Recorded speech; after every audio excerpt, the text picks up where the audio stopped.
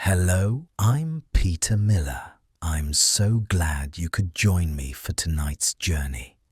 Close your eyes. Feel the rough wool blanket heavy across your chest.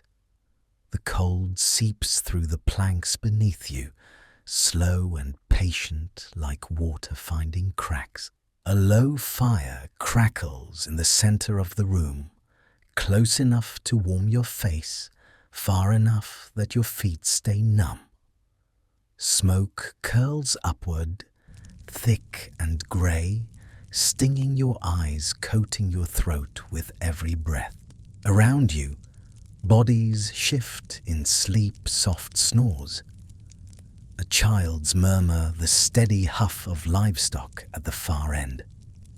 The wind outside claws at the walls, but in here it's quieter.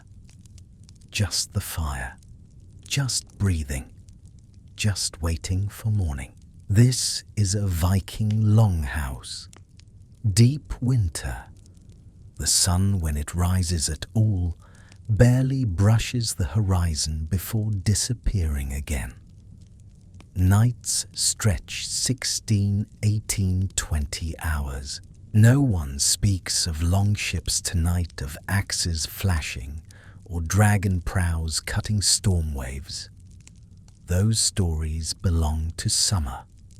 Tonight, the only story is survival and how fragile it is. People imagine Vikings as raiders, conquerors, men and women who sailed to Iceland, Greenland, even the edges of North America. They think of glory steel, the clash of battle. But those same people, the warriors, the weavers, the children, had to do something far harder than any raid. They had to endure winter. Winter didn't care about courage. It didn't care about strength or wealth or fame. It came for everyone.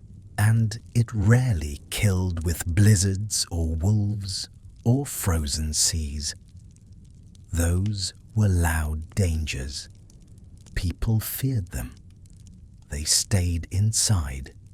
Most died quietly, at home, inside the very longhouses built to protect them. From outside, these houses looked like fortresses. Long, low, thick-timbered, or stacked with turf and stone. In treeless places, roofs sloped to shed snow before it crushed them. A central hearth burned day and night, month after month, devouring wood to hold the air just above freezing. No one survived a Scandinavian winter without shelter like this. Yet inside lay the paradox. To keep the cold out, they sealed every gap doors, barred walls packed with moss, the smoke hole narrowed to a slit. And in sealing the house, they trapped everything else, smoke that burned lungs and eyes moisture. From 40 breaths, condensing on the walls, diseases passed in the press of bodies, parasites carried on the hides of animals huddled close for warmth. The walls that shielded them imprisoned them. The fire that warmed them poisoned them. The closeness that kept them alive spread death, slowly, silently, night after night. This isn't a tale of frozen wastelands or howling wolves. Those were obvious. People respected them. They stayed inside. The real dangers were invisible, patient. They waited in the smoke, in the cold corners, in the shared breath and the long dark. Tonight, we stay with them through the nights when sleep felt like peace, but sometimes became something final. Through air thick enough to taste, through small, familiar things that killed people who believed they were safe. We'll speak of carbon monoxide that wrapped itself around the mind like gentle sleep, of parasites that fed on what little strength remained, of minds worn thin by months without sun pressed together with no escape. Slowly, carefully, because these were real people, nameless in sagas, unmarked in graves, whose only monument is the bones lifted from frost-hard earth. So settle deeper, let your breathing match the slow rhythm around you. Feel the smoke in your throat, the cold at your back, the weight of other bodies beside you, all of you waiting for morning, for spring, for the sun. Let's begin. The fire was the heart of everything. I need you to understand that first before we go any further. In a Viking longhouse, the hearth wasn't just a convenience. It wasn't just where you cooked your meals or warmed your hands on a cold day. It was the center of existence, the reason you survived, the difference between life and the slow creeping death that waited in the frozen darkness outside. The hearth sat in the center of the main hall, not against a wall the way modern fireplaces are, but right in the middle of the room. A rectangular pit, maybe 6 feet long and 3 feet wide, lined with stones to protect the wooden floor beneath. No grate, no chimney. Just an open fire that burned from the first frost in October until the final thaw in April or May. Around this fire, all of life revolved. In the mornings, the eldest woman of the household would wake first. This was her responsibility passed down through generations. She would rise in the darkness, her breath misting in the cold air, and make her way to the hearth. The fire would be low reduced to embers glowing faintly in the ash. She would kneel beside it, feeling the warmth on her face, and begin the patient work of coaxing it back to life. First, she would stir the embers with an iron poker exposing the hottest coals. Then she would add kindling, small twigs gathered last summer and kept dry in a corner, shavings of birch bark that caught quickly, dried moss that flared and burned hot. She would blow gently on the coals, her cheeks puffing out her eyes, squinting against the smoke, and slowly, gradually, the fire would respond. A flicker of flame, then another, then a small blaze that she could feed with larger pieces of wood. The wood itself was chosen carefully. Birch was best when they could get it. It burned steadily, produced good heat, and had a pleasant smell that helped mask some of the other odors in the longhouse. Oak was good too, though harder to split and slower to catch. Pine was a last resort. It burned fast, produced a lot of smoke, and threw sparks that could land on clothing or bedding, and start a fire that would consume everything. But in deep winter, when the carefully stacked woodpile outside was buried under snow and ice, when fetching more wood meant bundling up in every layer you owned and digging through frozen drifts, you burned whatever you had. Pine, driftwood, old furniture, anything that would catch and burn and produce heat. The smoke from this fire had to go somewhere. In summer, that wasn't a problem. The longhouse had openings. Doors were left ajar. Gaps in the walls allowed air to flow through.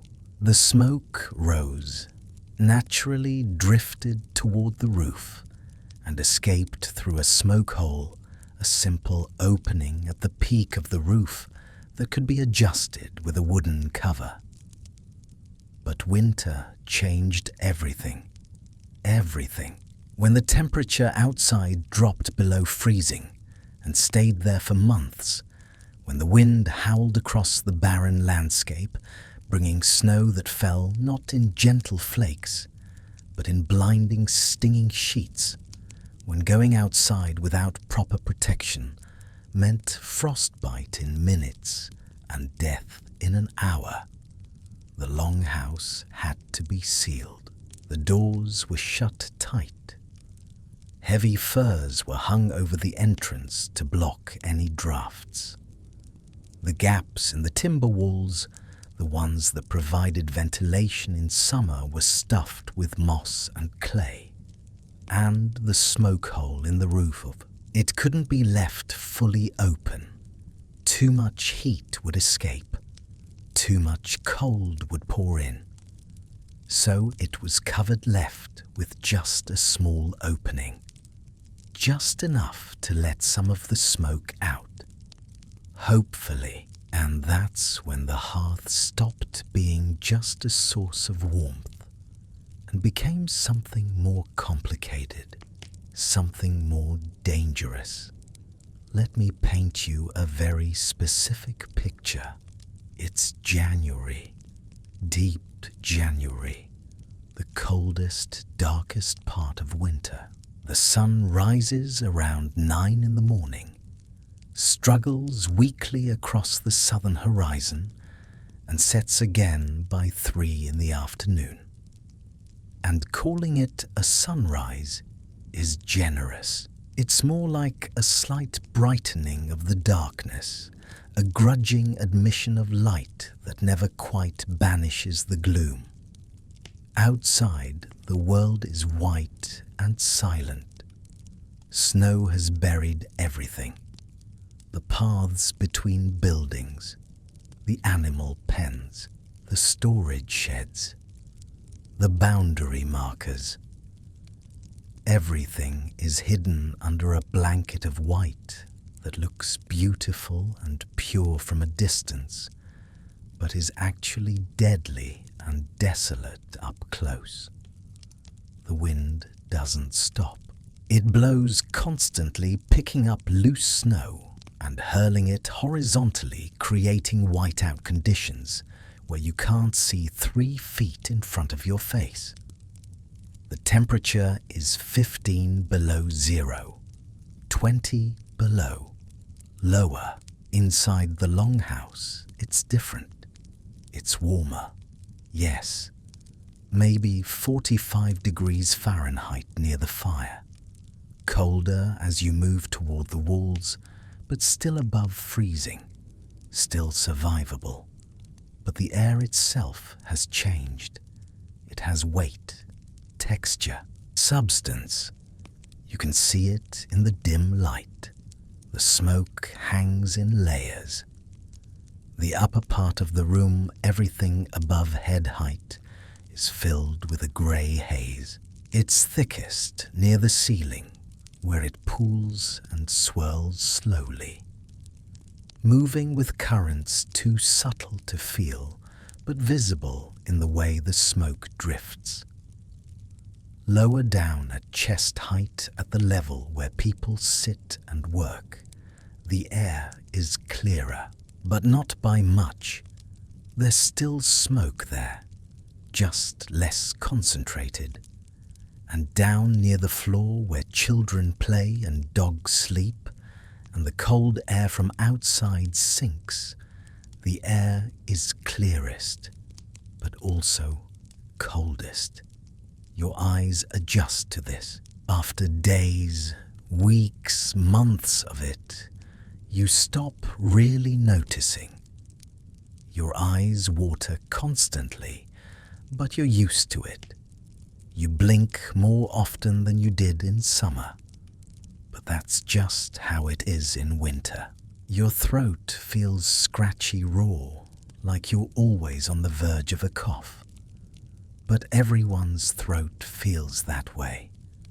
Everyone coughs. It's normal. It's winter. You can't realize that you're being poisoned. Slowly, cumulatively, breath by breath. Modern researchers, the ones who built replica longhouses and actually lived in them for extended periods, during winter they brought instruments, air quality monitors, gas detectors, particulate matter sensors, all the tools of modern science that the Vikings, of course, didn't have. And what they found was shocking, alarming, the kind of numbers that would get a building condemned in minutes today. Let's start with carbon monoxide.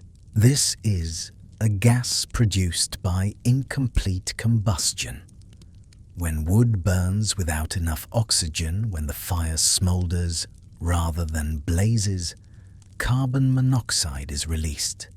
It's odorless, colorless, tasteless, completely undetectable without instruments, and it's deadly. Carbon monoxide binds to hemoglobin in your blood, binds more strongly than oxygen does. So, even though you're breathing, even though your lungs are working, your blood isn't carrying enough oxygen to your brain and heart and other vital organs.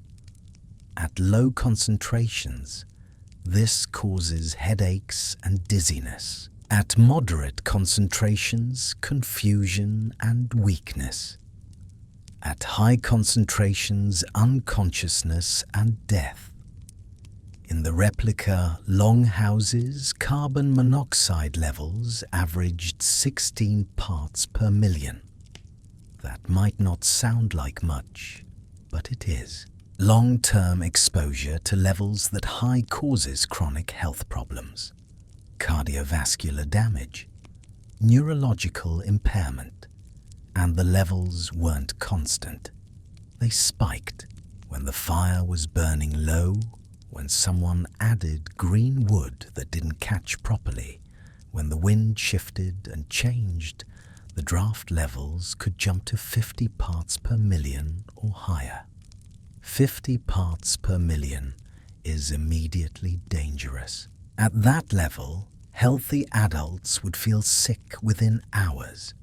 Children, pregnant women, the elderly, the already ill, they would suffer much faster.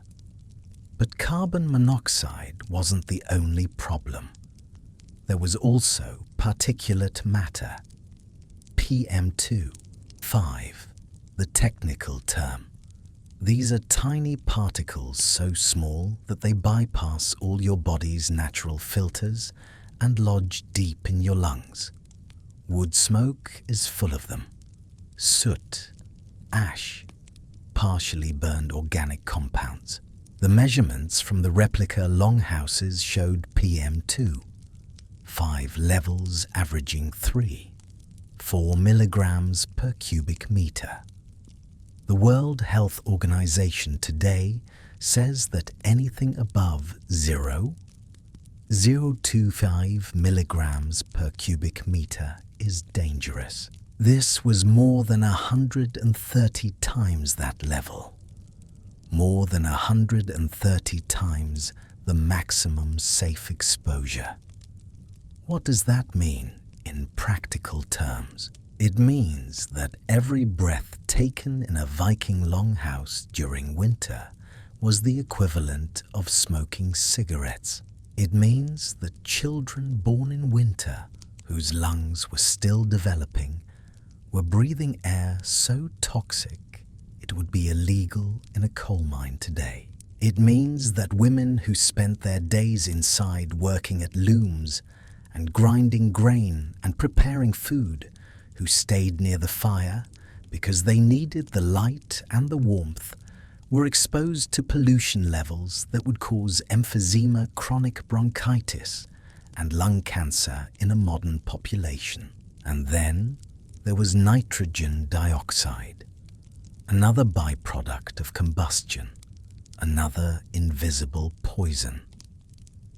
The measurements showed levels regularly exceeding 105 parts per billion. The safe limit, according to modern air quality standards, is 40 parts per billion for long-term exposure. Nitrogen dioxide inflames the airways, makes you more susceptible to respiratory infections, aggravates asthma, reduces lung function over time. And in a population that was already fighting malnutrition parasites and the physical stress of constant cold-reduced lung function was often a death sentence.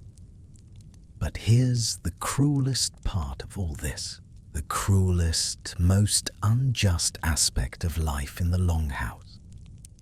The danger wasn't distributed equally. Some people suffered far more than others, and the pattern of suffering followed the pattern of power and status and gender in Viking society. Men, especially the wealthy men, the jarls and the ship owners and the warriors, they had choices. In winter, their work slowed down. There was no raiding, no trading voyages, no field work. So they could rest. They could sit away from the fire. They could even go outside for short periods, checking on livestock or inspecting their property, breathing clean air for a few precious minutes before the cold drove them back inside. But women had no such luxury. Their work didn't slow down in winter. If anything, it intensified. Because winter was when cloth was made, when wool was spun and woven into the fabric that made sails for ships, clothing for families, and trade goods that would be sold in spring. This work was essential. It was expected. And it all happened inside near the fire, where there was light enough to see the delicate work. So women sat, hour after hour, day after day, month after month, bent over spinning wheels and looms, their faces inches from the smoke, their hands moving in practiced patterns, while their eyes streamed and their lungs burned, and their bodies slowly accumulated damage that would shorten their lives by years, by decades. Archaeological evidence supports this. When researchers examine Viking Age skeletons, they can see the difference between male and female remains. The women's ribs show more lesions, more evidence of chronic respiratory disease. Their sinuses show more signs of chronic inflammation.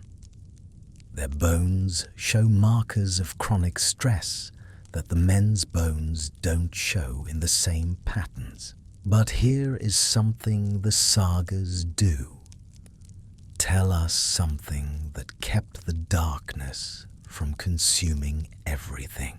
Even in the worst winters, even when the smoke hung thick and the children coughed and the cold pressed against the walls like a living thing, there were moments of light. Small rebellions against the endless dark. Picture this. It's evening. The work is done, or at least paused. The fire burns steady, and someone, usually one of the older children or a young man with clever hands, pulls out a wooden board. Nefertafel, they call it, the king's table. A game of strategy, older than memory. The pieces are carved from bone and antler, smooth from years of handling. They click softly against the wooden board as they're placed, white against dark. King surrounded by defenders trying to escape to the corners, while attackers close in from all sides. It's chess's older, stranger cousin, more brutal, more honest about what it represents. Two players sit across from each other, their faces lit from below by firelight. One strokes his beard studying the board. The other grins, knowing she has a trap laid 3 moves ahead. Yes, she, because women played too. The sagas mention it. Skilled players were respected regardless of what hung between their legs.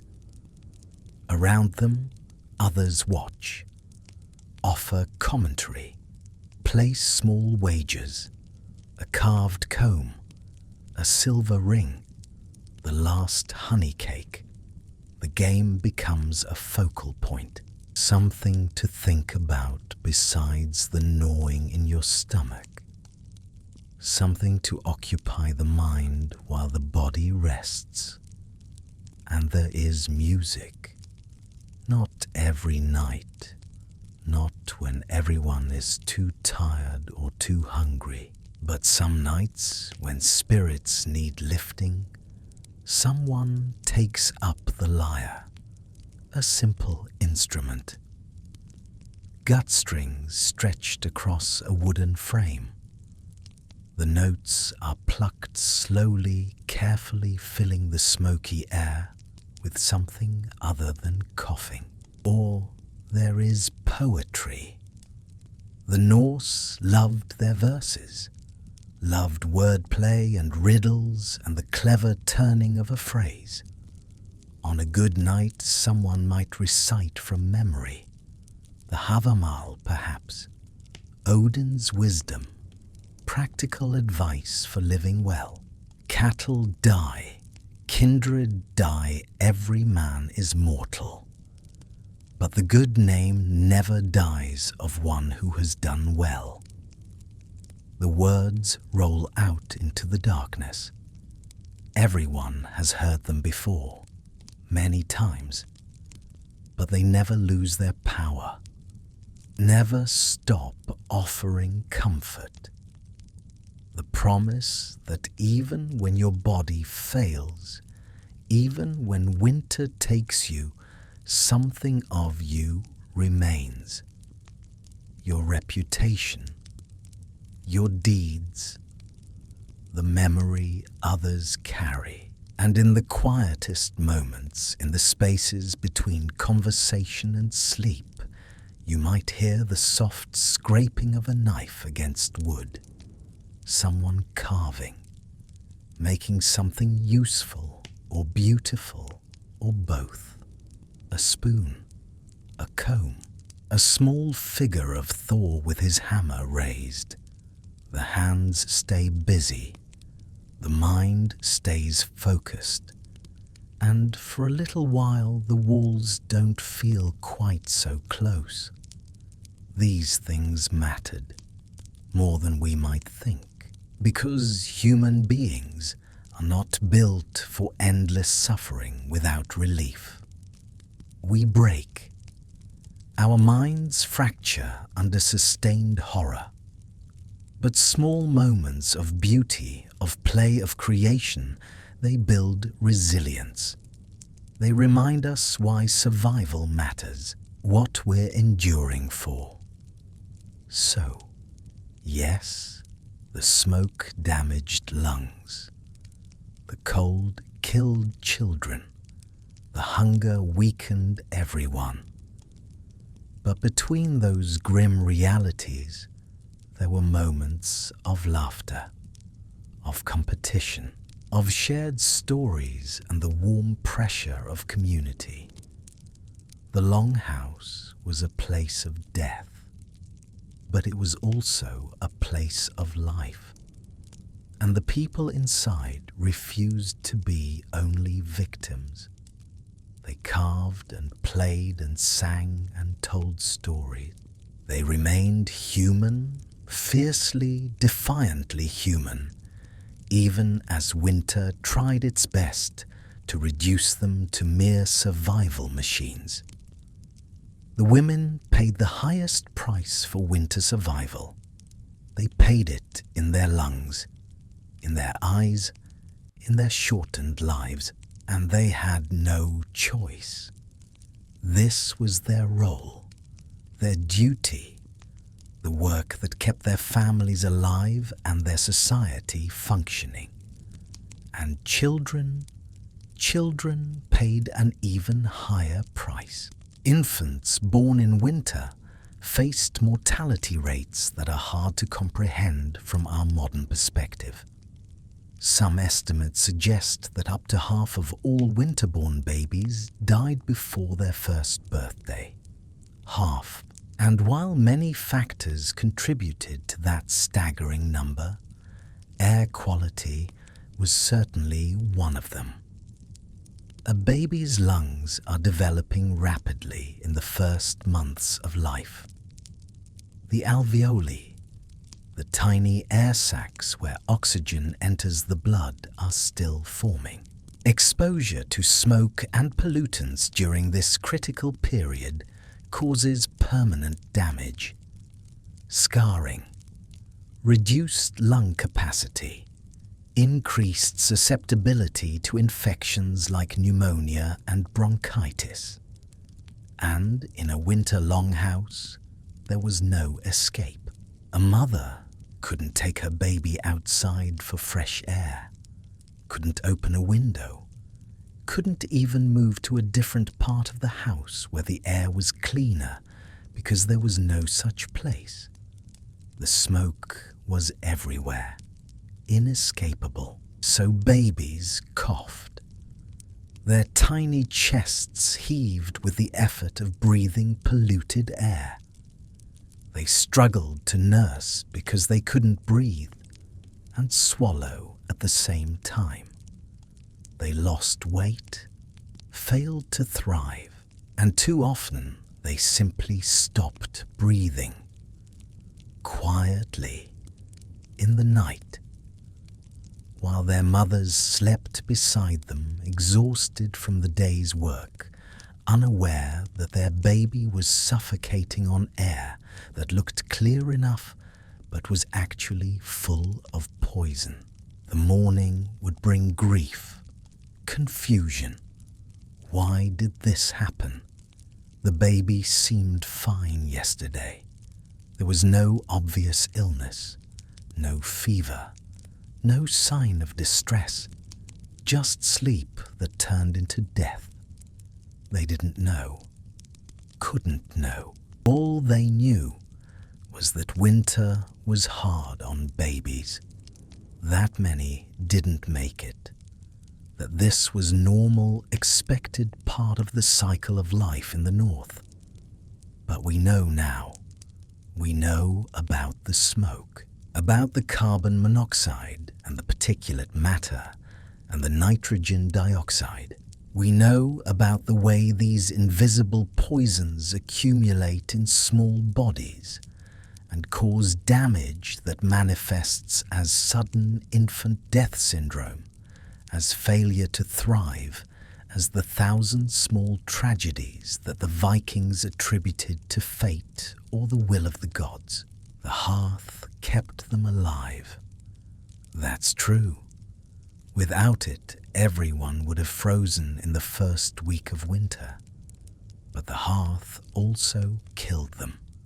Slowly, selectively, taking the vulnerable first. The babies, the children, the women who worked too close to the fire, the elderly whose lungs were already damaged from a lifetime of winters. It was a bargain. Survival in exchange for health, warmth in exchange for poisoned air, life in exchange for shortened life. And they had no choice but to accept it, because the alternative was immediate death, freezing, starvation, the complete collapse of their society. So they accepted the smoke. They lived with it. They breathed it. They coughed, and their eyes watered, and they told themselves it was fine. It was normal. This was just how winter was. And the fire burned on, day after day, week after week, month after month. The heart of the longhouse, the source of warmth, the giver of life.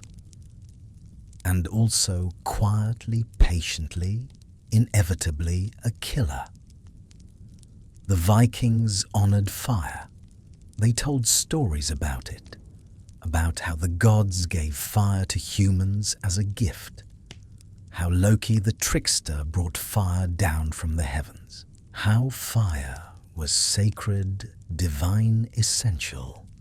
They were right about the essential part, but they didn't know, couldn't know that the gift of fire came with a price paid in damaged lungs and shortened lives and babies who stopped breathing in the night.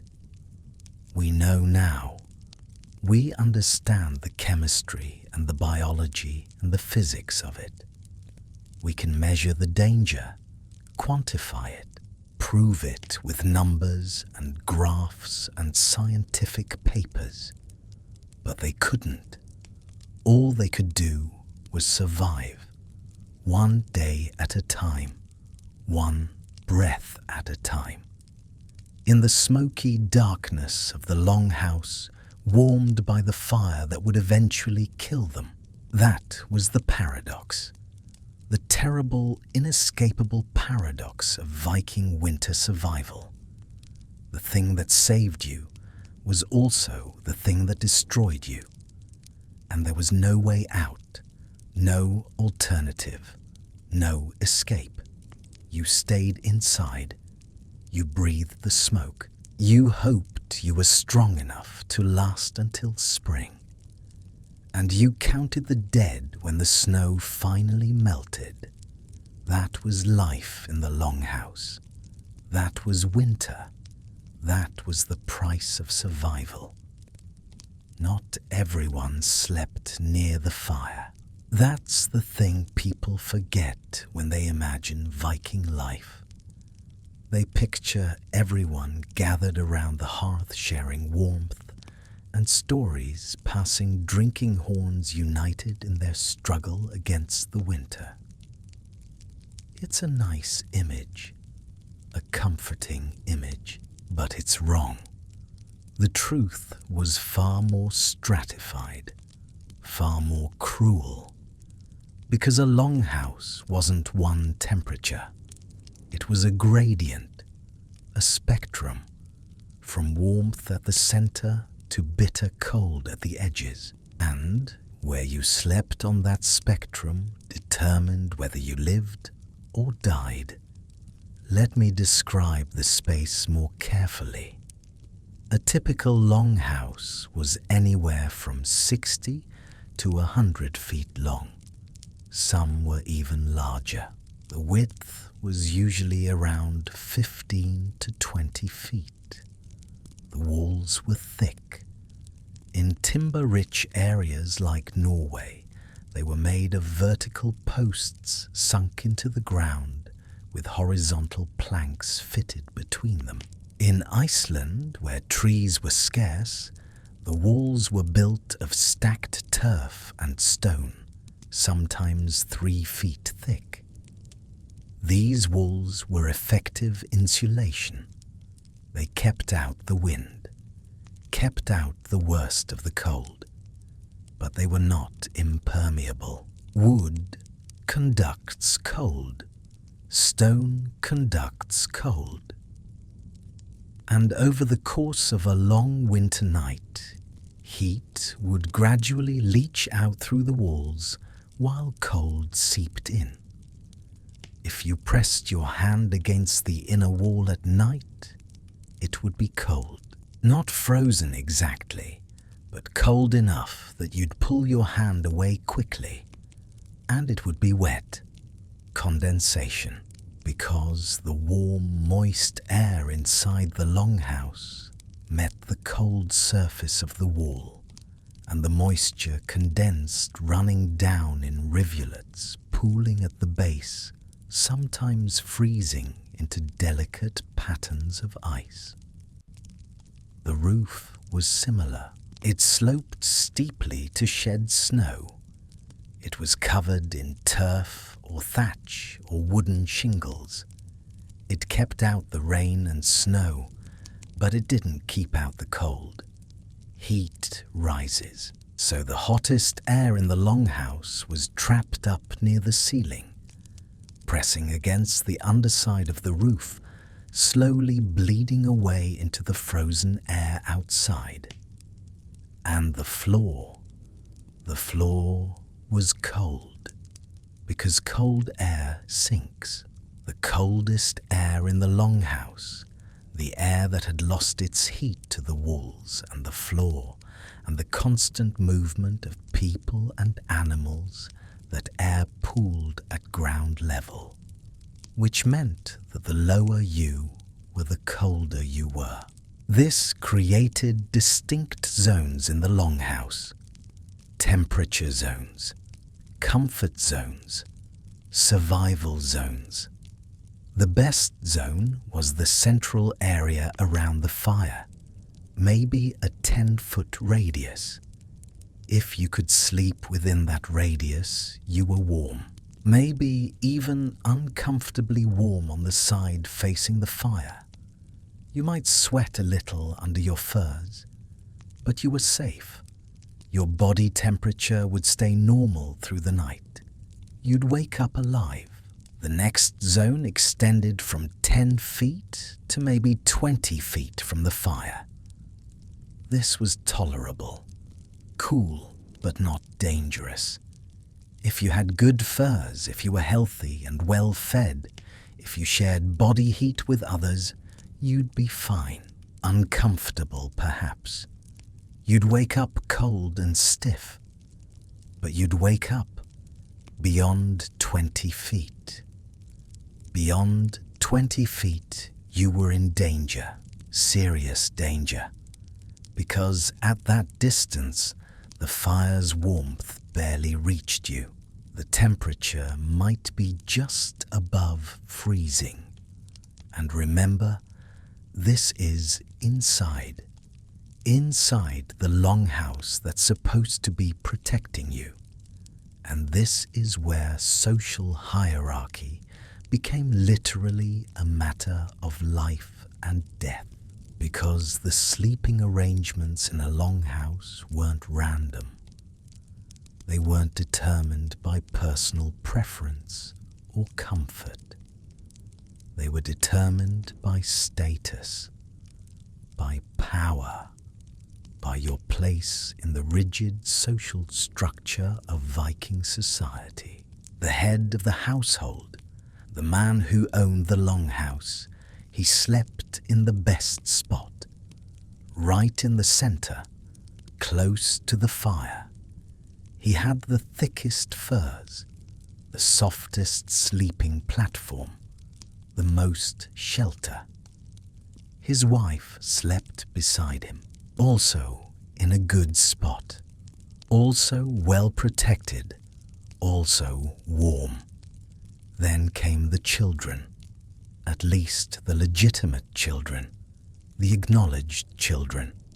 They slept nearby, not as close as the parents, but close enough to survive. Then came the free workers, the hired hands, the servants who were free people but worked for the household. They slept farther out, in the zones where it was cold but not deadly. They had thinner furs, harder sleeping platforms. but they were still within the circle of survival. And then, at the very edges, in the coldest, darkest, most dangerous parts of the longhouse, slept the thralls, the slaves, the people who had been captured in raids or born into slavery or sold into it to pay debts. The people who had no rights, no voice, no choice. They slept near the walls, near the doors, in the places where the cold concentrated, where the drafts found every gap and crack and slipped inside, where the temperature might drop below freezing, even though they were technically indoors. And they had the worst furs, the oldest, most worn-out animal hides, the ones that were stiff with age and had bald patches where the hair had worn away, the ones that barely provided any insulation at all. This wasn't an accident. This wasn't an oversight. This was the system. This was how it worked. The people at the bottom of society got the worst of everything, including the worst sleeping positions in the longhouse. And in winter, that meant they died at a much higher rate than anyone else. Let me tell you about someone. I'll call her Sigrid. She's not based on any one real person, but she's based on the archaeological evidence of hundreds, maybe thousands of people like her. Young women, slaves, the invisible people of Viking society. Sigrid is 16 years old. She was captured 3 years ago when raiders attacked her village in what's now northern Germany.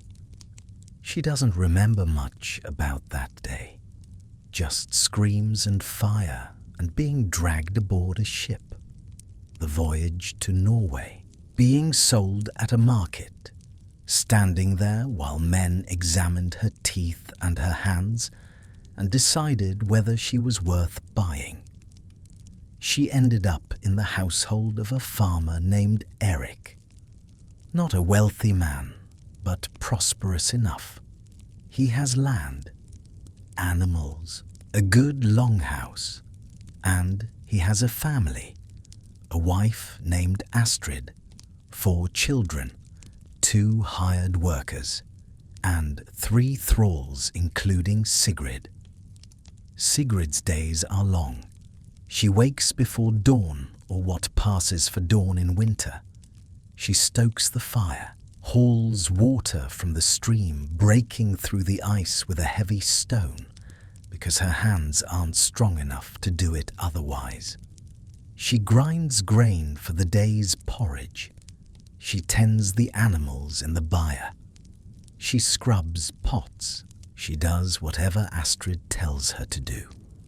And she does it without complaint, because complaining in her position means a beating at best and being sold to someone worse at worst.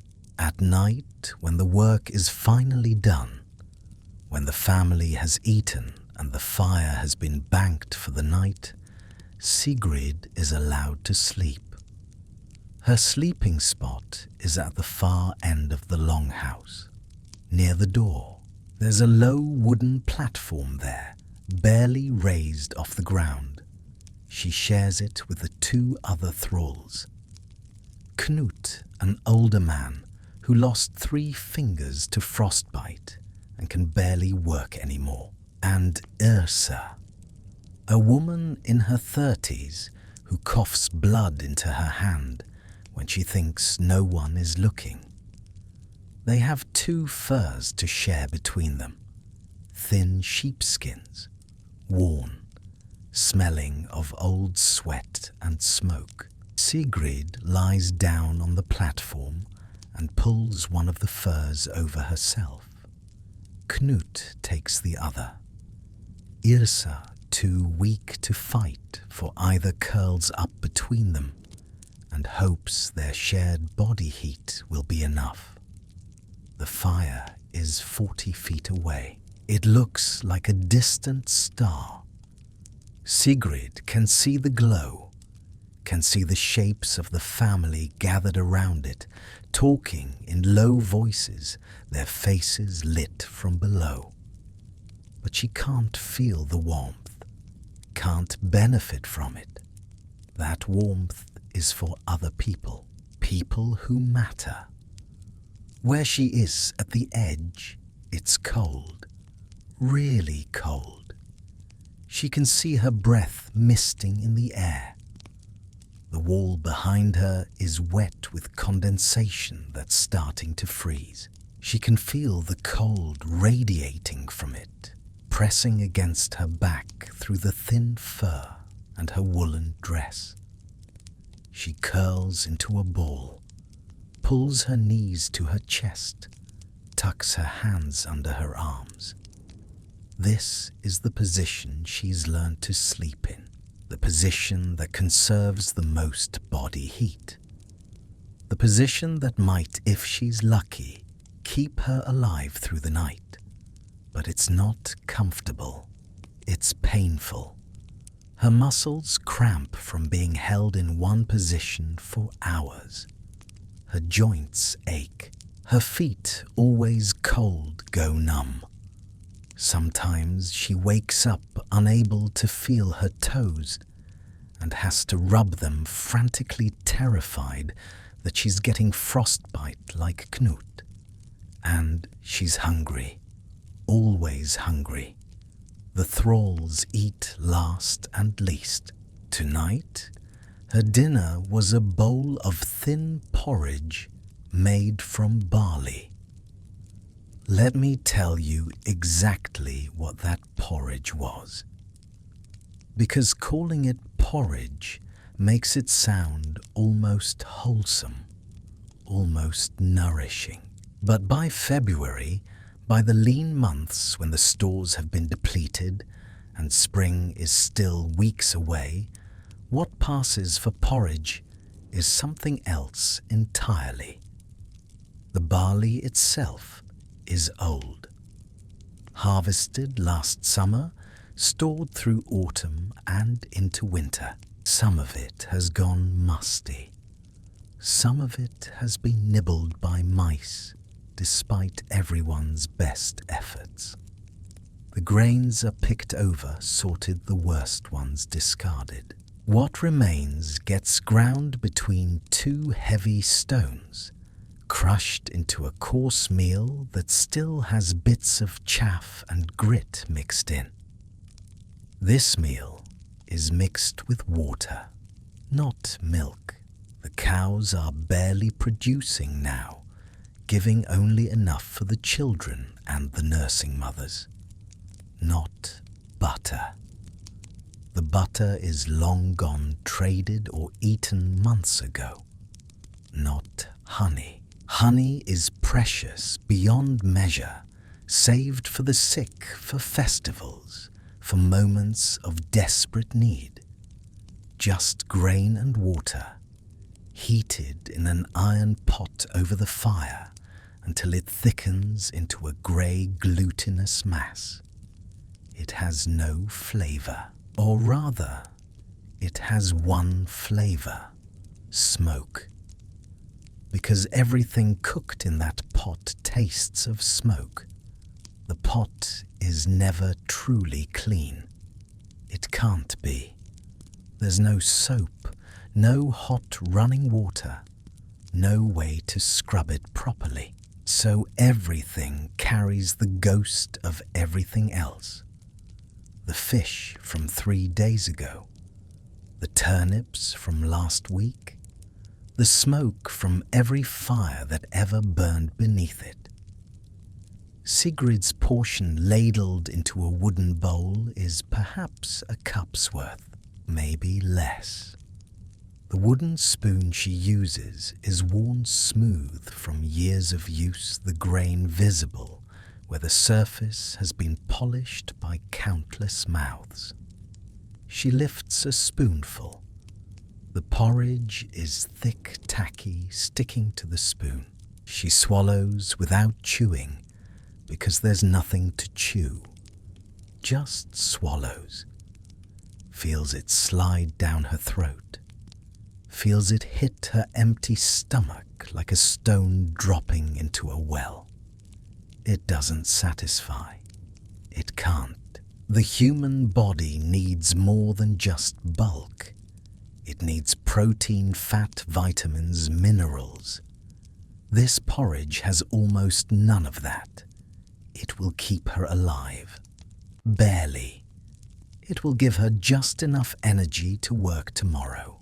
Barely. But it won't heal her cracked hands. Won't strengthen her thinning hair. Won't stop her teeth from loosening in her gums because she's developing scurvy from lack of fresh food. If Sigrid were wealthy, if she were free, if she slept near the fire and mattered to anyone, her bowl might also contain a piece of stockfish. You've never seen stockfish unless you've been to Norway or Iceland. It's cod, or sometimes haddock, dried so thoroughly that it becomes hard as wood. Literally. You could build a house with it. It lasts forever, doesn't spoil, and when properly prepared, provides desperately needed protein through the winter months. But proper preparation takes time and effort. You have to soak it for days, changing the water repeatedly until it softens enough to eat. Then you boil it or roast it until it becomes almost palatable. It never becomes delicious. It tastes of salt and sea and preservation. But it's food, real food. And in winter, that makes it precious. The wealthy families, the ones with good fishing boats and summer success, have stockfish hanging from the rafters. Dozens of them, like wooden sculptures slowly absorbing the smoke. When you look up in the longhouse, you see them there. Pale, stiff forms suspended in the haze.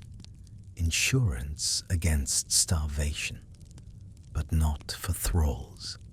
Sigrid will never taste the stockfish. She knows it's there, can see it hanging above her head, can smell it faintly mixing with all the other smells. But it's not for her. It's for people who matter. Some households also have skyr, a cultured dairy product, thick and sour somewhere between yogurt and cheese. It's made by straining whey from curdled milk, and it keeps for months. High in protein, easy to digest, it's a staple food. But again, not for thralls, not for the lowest. They get the grain and water. The skyr goes to growing children, to pregnant women, to the head of household. And if you're very wealthy, very successful, if you're a jarl or a successful trader, you might have something even more exotic. Fermented shark, hakal, the flesh of Greenland shark buried underground for months to neutralize the toxins, then hung to dry. It smells like nothing else on earth, like ammonia and death and the sea all mixed together. Most people can't stomach it, but those who can, those who acquired the taste, young swear by it. Rich in nutrients, lasts forever. Proof of status and wealth, and the long reach of your trading connections. But Sigrid has none of this. Just her cup of grey porridge, flavoured with smoke and misery, and the certain knowledge that tomorrow will bring the same. She scrapes the bowl with her wooden spoon. gets every last bit, licks the spoon clean, then sets the bowl aside for washing in the morning, when water will be hauled and fires will be stoked and the whole exhausting cycle will begin again. Maybe a cup's worth. No butter, no honey, no salt, just grain and water. It's not enough. It's never enough. Her stomach stopped growling months ago. Now it's just a hollow ache that she's learned to ignore. But hunger and cold together are dangerous. Your body needs energy to stay warm, needs calories to burn to maintain your core temperature. And if you don't have enough calories, if your body is already running on empty, you can't generate enough heat. Your core temperature drops. Slowly, over hours, over days, over weeks. This is called chronic cold stress. It's not the dramatic hypothermia that kills people in minutes when they fall through ice or get lost in a blizzard. It's slower, more insidious.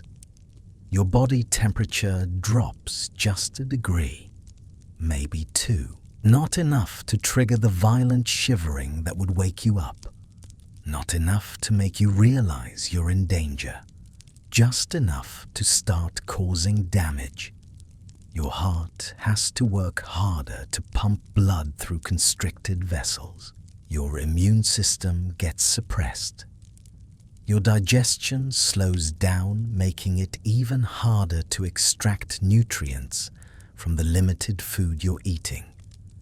And you get tired, deeply bone-deep tired, the kind of tired where even moving feels like too much effort. Sigrid feels this tiredness every day, every night.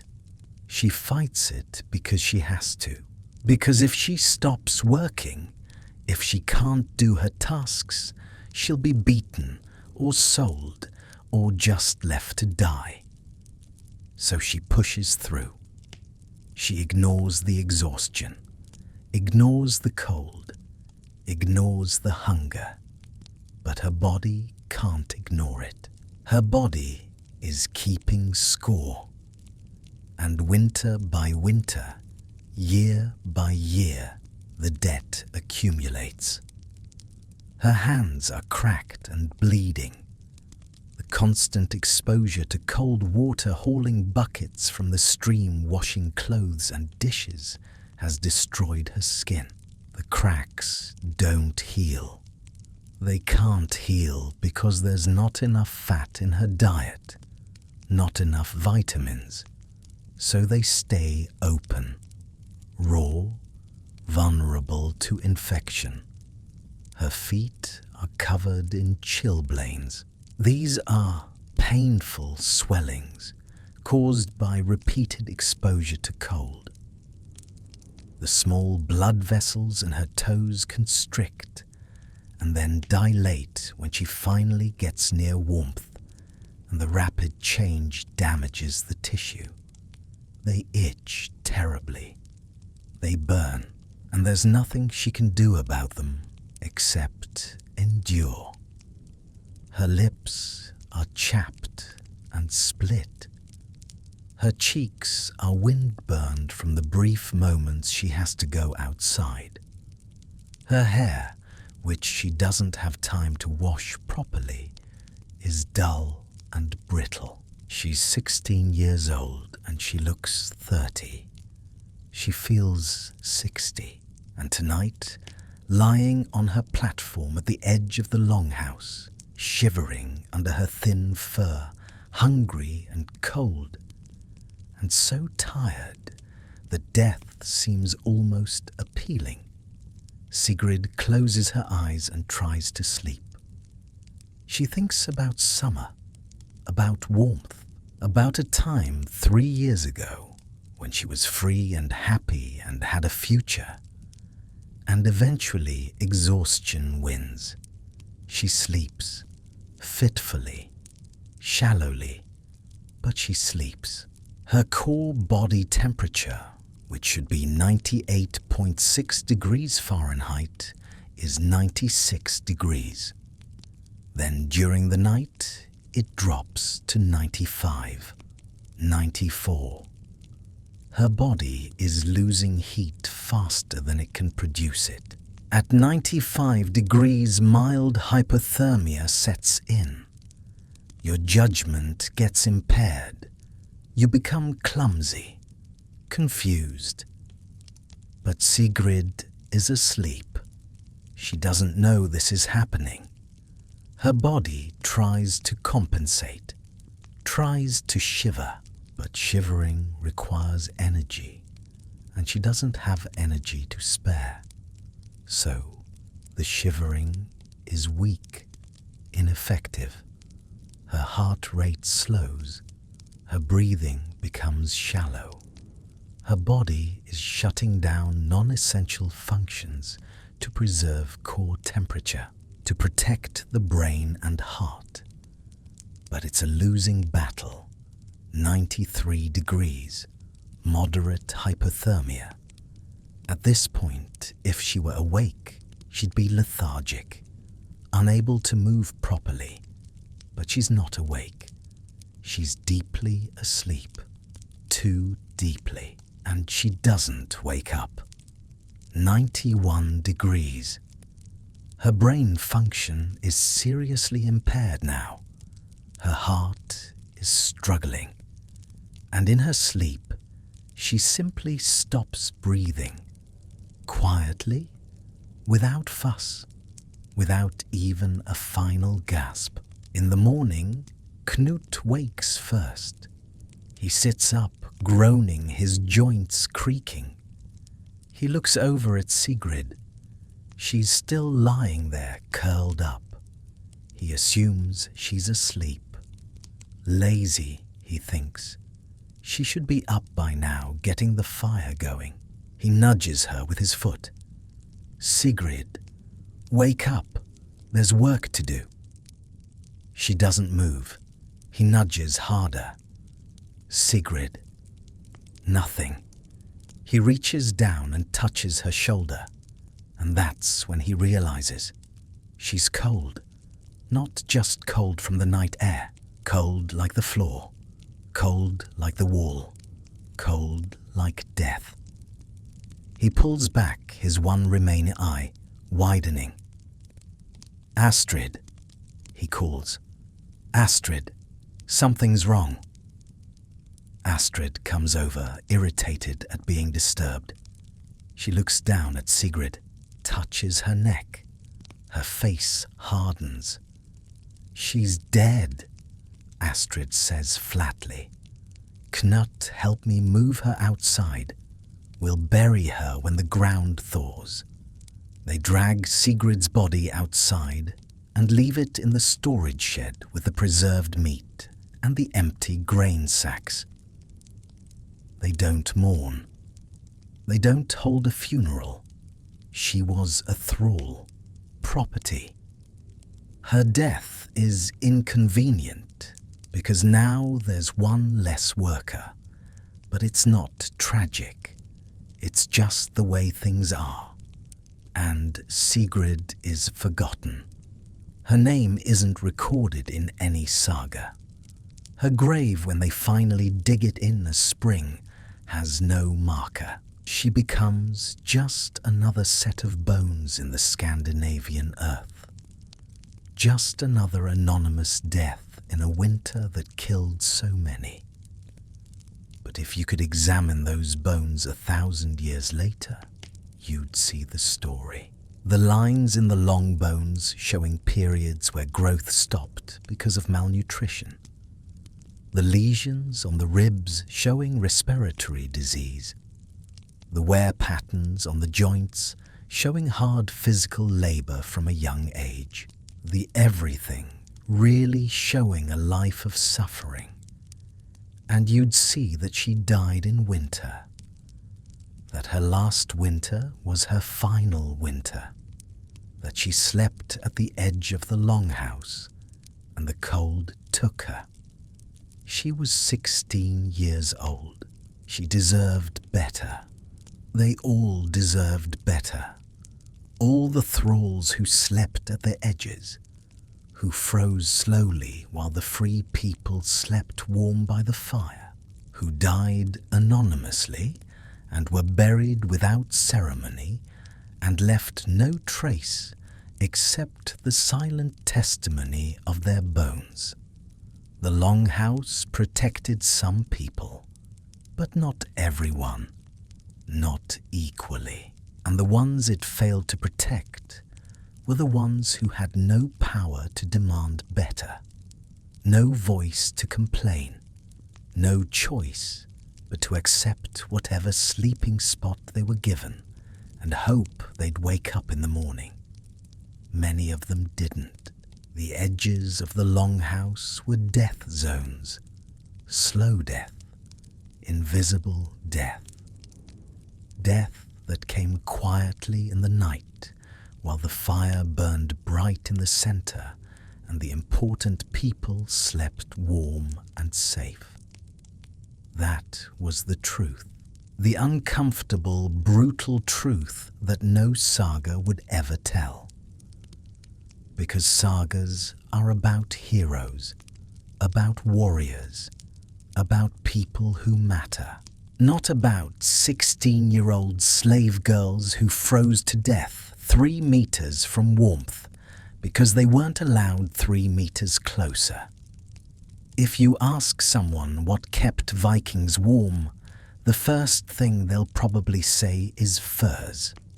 And they're right. Furs were everything. Clothing, bedding, currency, status symbols, survival tools. A good fur could mean the difference between comfort and misery. A great fur could be worth as much as a weapon or a bolt of expensive cloth. But furs, for all their value, for all their genuine usefulness, carried a hidden danger. They created an illusion of safety, a false sense of security, because fur doesn't generate heat. It only traps heat. And if your body isn't producing enough heat to trap, if you're malnourished or exhausted or slowly freezing, the fur can't save you. In fact, it can kill you by making you think you're warmer than you are, by masking the danger until it's too late. Let me tell you about Astrid, Eric's wife. She's 32 years old, which makes her old by Viking standards. Most women didn't live past 40. Childbirth killed many. Disease killed more. The sheer physical grind of life killed the rest. But Astrid has survived this long through a combination of toughness, luck, and sheer stubbornness. She's had 7 children. Only 4 of them lived past their first birthday. This is normal, expected. She mourned the ones she lost, of course, but she didn't dwell on it. Couldn't afford to. There was too much work to do. Astrid is skilled. She's an expert weaver. She can take raw wool, spin it into thread, and weave it into cloth so tight it's nearly waterproof. This skill makes her valuable. It's part of the reason Eric married her. A woman who can produce high-quality cloth is worth her weight in silver. She's also the manager of the household. She oversees the thralls, assigns tasks, makes sure the food is distributed fairly, or at least according to the hierarchy that favors the free over the enslaved. She makes decisions about when to slaughter animals, when to dip into the winter stores, when to ration, and when to splurge. She's tough as iron. Has to be. This life doesn't tolerate weakness, and she has a bearskin, a magnificent, massive bearskin that Eric gave her after a particularly good harvest 5 years ago. The bear was killed by Eric's brother during a hunt in the mountains. It was a huge animal, old and strong, and it took 3 men and 4 spears to bring it down. The hide, when skinned and cured, was thick and heavy with fur so dense you could barely see the skin underneath. When Astrid wraps herself in this bearskin at night, she feels invincible. The weight of it is comforting, reassuring. The softness against her skin is luxurious, or as close to luxurious as anything gets in a Viking winter. And the warmth, oh, the warmth. It's like being embraced by the sun itself. This bearskin is her pride, her treasure. She would never trade it, never sell it. It's hers, and it makes winter bearable. But even the best fur has limits, and this is where the danger creeps in. It's February, the worst month. The month when the food is lowest and the cold is deepest, and hope itself seems to freeze. The month when everyone is just trying to hold on. Just a few more weeks, just until March. Just until the days start getting noticeably longer and you can believe, really believe that spring will come. Astrid has been working all day, up before dawn starting the fire, making porridge for breakfast, supervising the thralls as they clean and haul water, spending hours at her loom, weaving cloth by the dim light of the fire, squinting to see the threads her eyes watering from the smoke, mending clothes, checking on the children, making sure everyone is doing their assigned tasks. By the time night falls, she's exhausted, bone deep, soul deep, exhausted. She eats a small bowl of porridge, half of what she gave Eric, because he's the head of the household and needs his strength. Then she makes her way to the sleeping platform. Eric is already there snoring softly. She lies down beside him, pulls the bearskin over both of them. The weight settles over her like a blanket of safety. You feel the thick, heavy fur pressing down on your chest. So warm, it's almost stifling each strand, brushing softly against your skin like a slow, lingering embrace.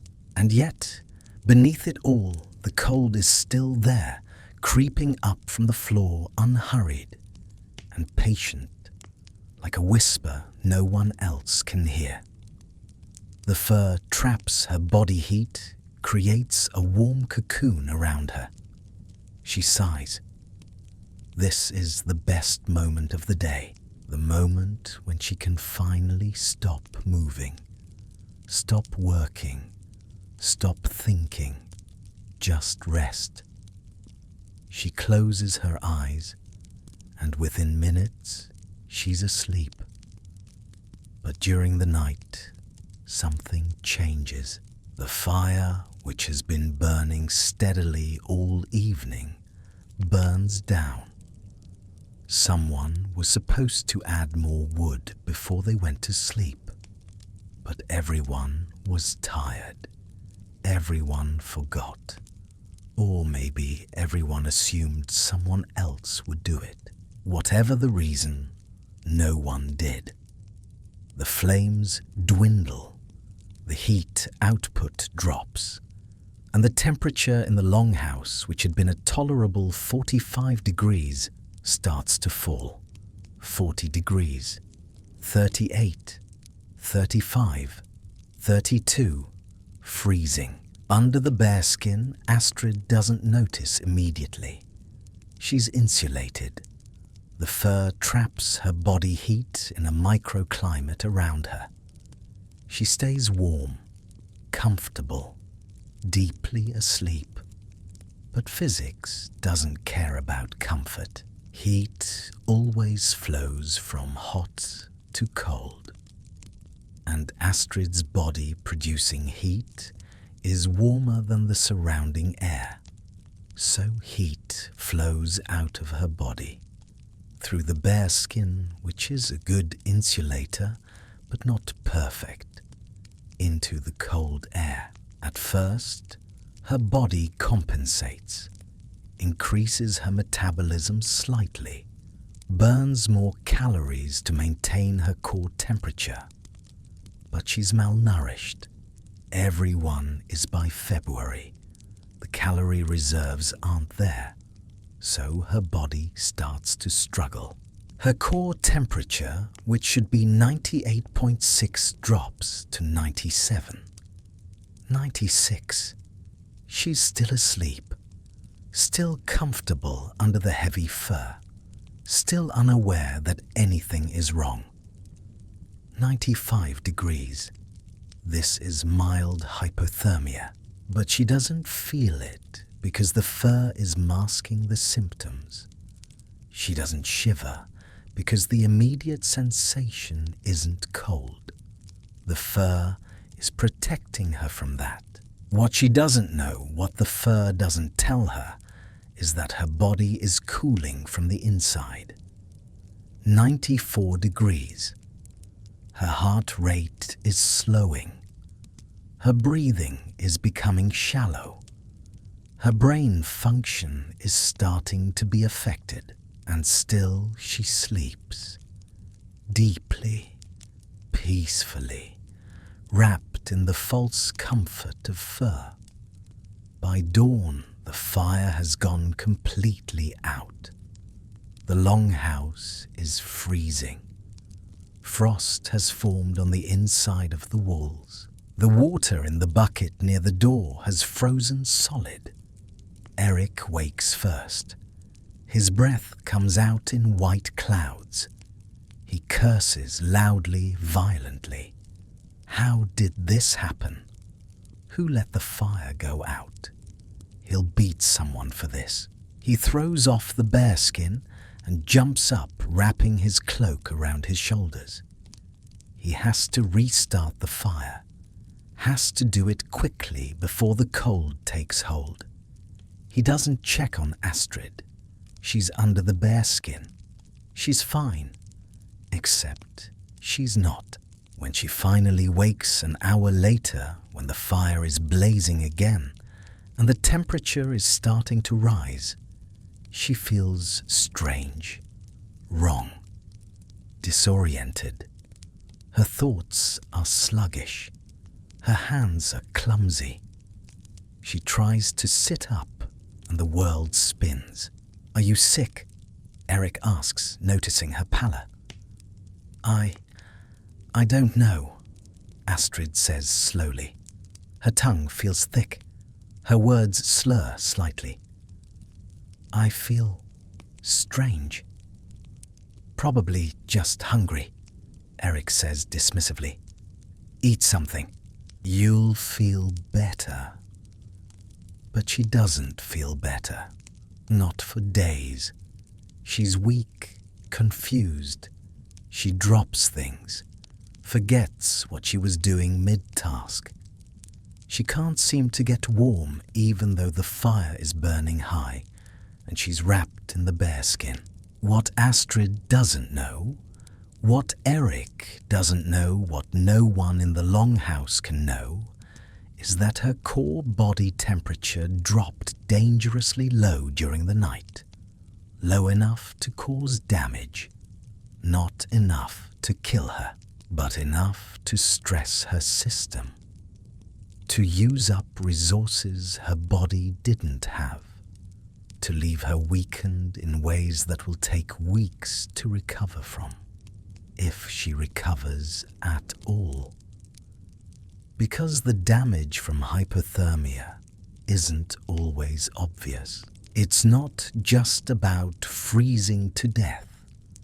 Mild to moderate hypothermia causes metabolic stress, damages cells, stresses the heart, weakens the immune system, and in a person who's already malnourished, already fighting chronic respiratory disease, from the smoke, already exhausted from months of hard labor and short rations, that additional stress can be the thing that tips them over the edge. Astrid survives this incident. Barely.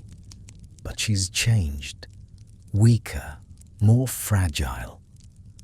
Her hands shake now even when she's not cold.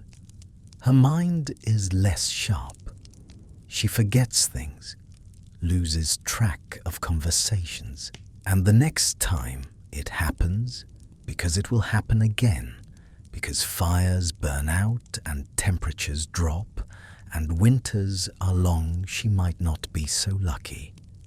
The fur didn't betray her. It did exactly what fur does. It trapped heat, but in doing so, it created a dangerous illusion. It made her feel safe when she wasn't. It masked the symptoms that should have woken her up, should have made her react, should have saved her life. Comfortable cold is the most dangerous kind of cold because you don't fight it. You don't realize you need to. You just sink into it, relax into it, let it take you. And by the time you realize something is wrong, if you realize it at all, it's often too late. This happened to countless people, not just Vikings. Anyone who relied on passive insulation, on furs and blankets and body heat without understanding the physics of heat loss. They went to sleep feeling warm and safe, and they woke up damaged, or they didn't wake up at all.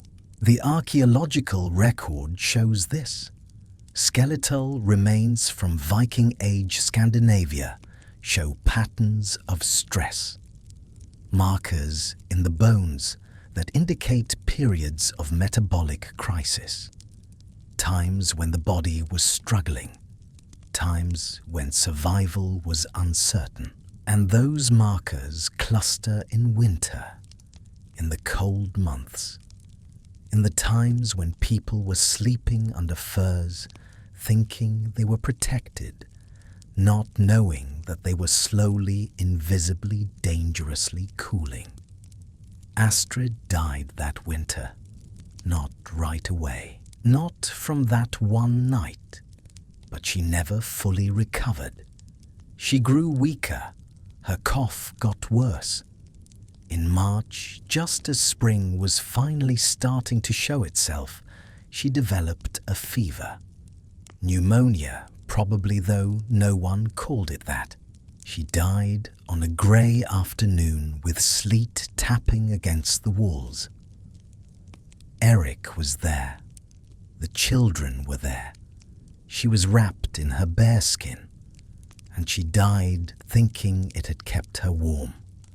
It had, in a way, but it had also hidden the danger, had masked the slow death that was taking her, had given her false comfort while her body failed.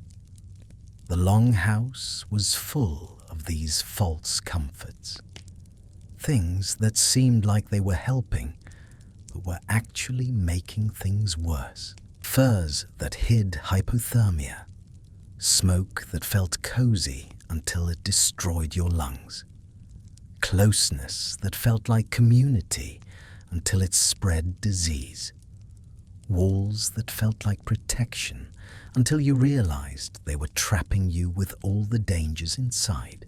Winter in a Viking longhouse was a game of trade-offs, of accepting one danger to avoid another, of choosing between immediate death and slow death, of surviving today at the cost of tomorrow. And the people who made those choices, who accepted those trade-offs, who lived and sometimes died under those conditions, they deserve to be remembered, not as statistics, not as anonymous bones in unmarked graves, but as people, as human beings who did the best they could with what they had.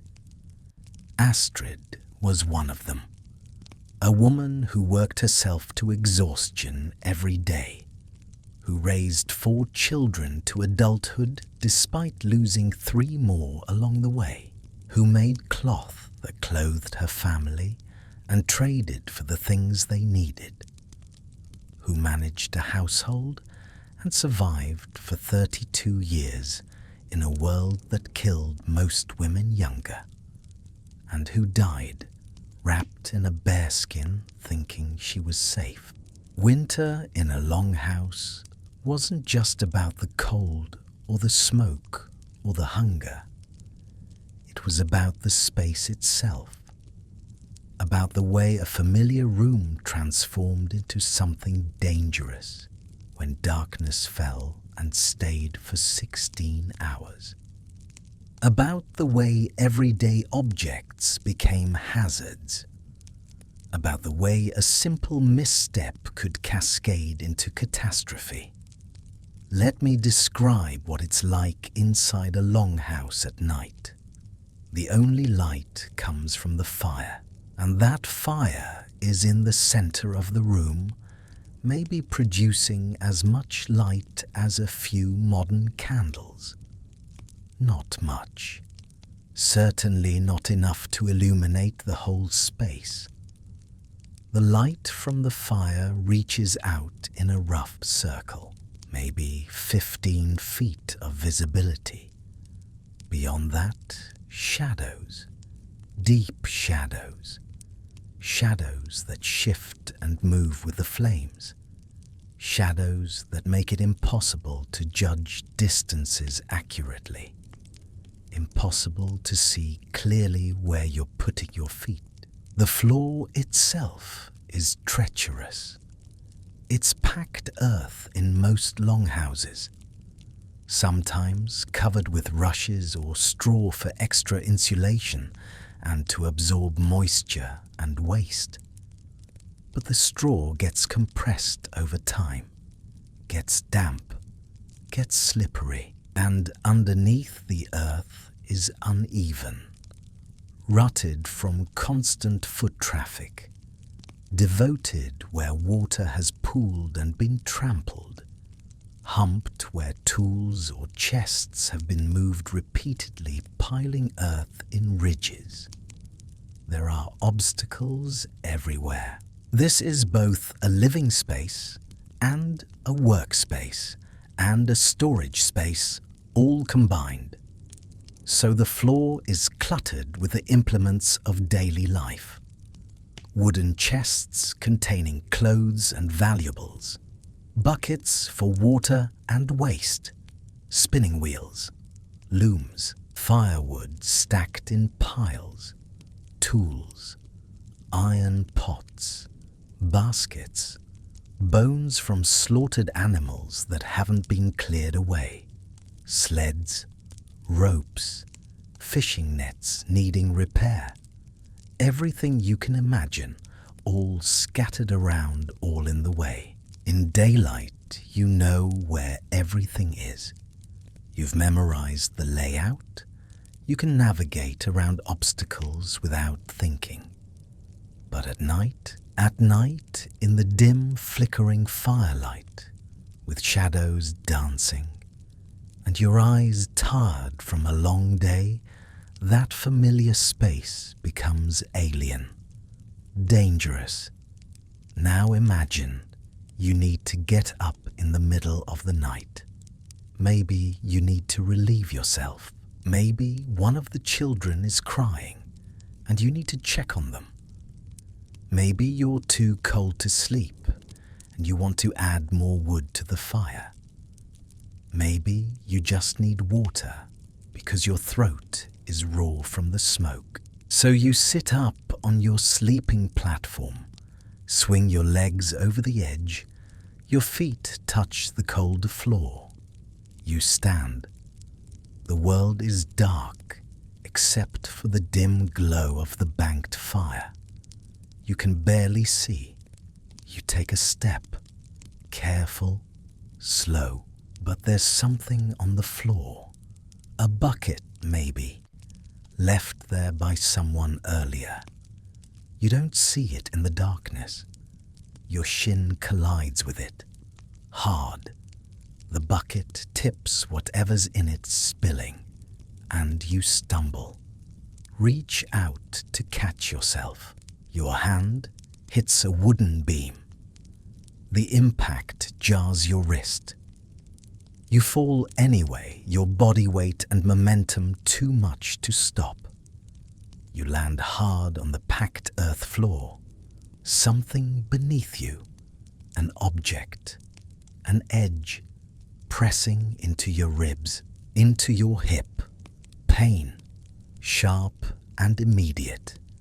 You gasp, bite back a curse because you don't want to wake the whole household. Someone near the fire stirs, murmurs, "Are you all right?"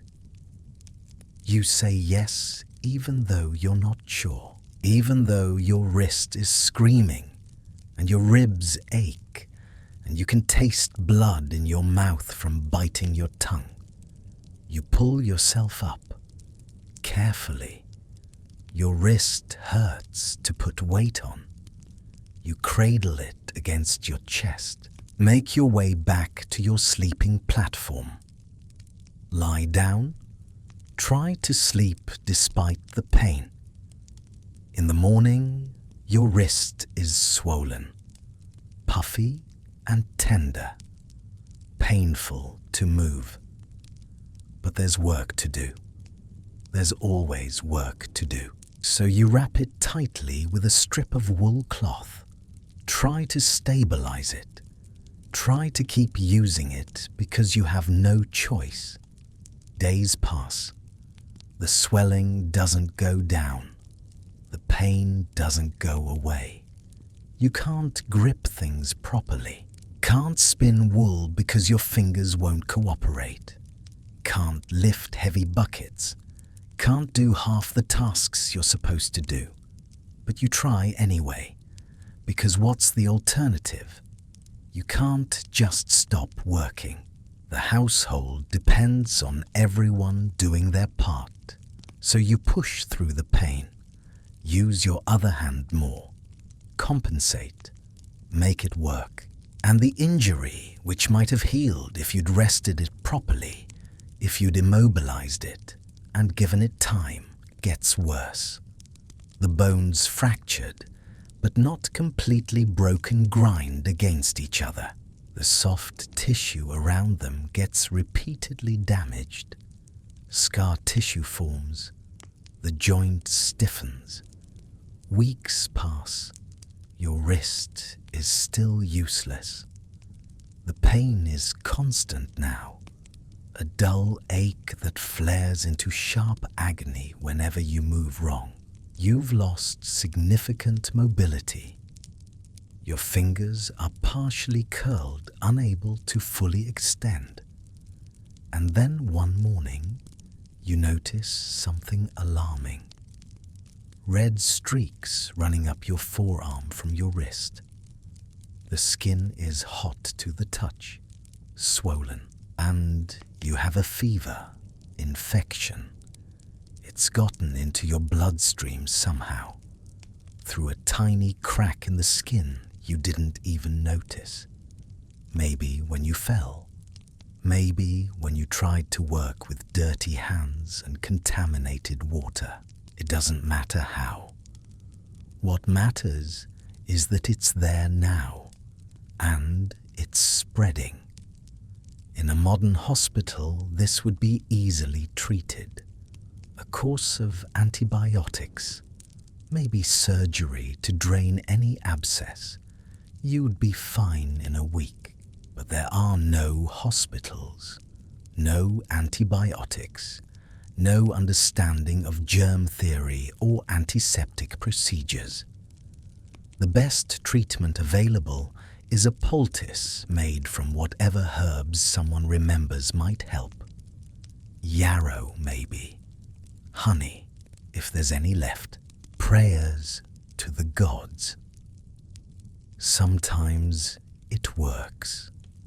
Sometimes the body's immune system, if it's strong enough, fights off the infection. The fever breaks. The swelling goes down. You survive. But if you're malnourished, if you're already weakened from months of cold and smoke and hunger, your immune system might not be strong enough. The infection spreads up your arm, into your chest, into your blood. Sepsis sets in. Your fever climbs. You become delirious. And one night, a week or two after that initial fall, while your family sleeps and the fire burns low, your heart stops. All because you tripped over a bucket in the dark. This wasn't rare. This was common. Distressingly common. When archaeologists examine Viking Age skeletons, they find evidence of trauma everywhere. Healed fractures, broken bones that mended though often badly, leaving limbs crooked and joints arthritic. And for every healed fracture, there were probably others that didn't heal. That got infected. That killed. One study of skeletal remains from Norway found that 33% of individuals showed evidence of healed trauma. 1 in 3. And these were just the ones who survived, who lived long enough for the bones to heal, who were lucky enough or strong enough to fight off infection. How many others died? How many falls turned fatal? How many broken bones led to infections that couldn't be fought? We'll never know the exact number, but we know it was significant, and winter made everything worse. In summer, you could rest an injury, could sit outside in the sun, let the warmth ease the pain, could take time to heal. But in winter, you couldn't rest, couldn't stop working, because if you did, if you became a burden rather than a contributor, you were at risk, not from malice necessarily, just from the cold arithmetic of survival. The household couldn't afford to support people who didn't work, so you worked through the pain, through the injury, through everything, and sometimes that killed you. Let me tell you about Harold.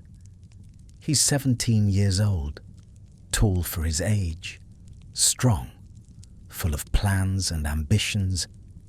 He's going to go raiding in the spring. Join a crew headed east to the lands of the Russ.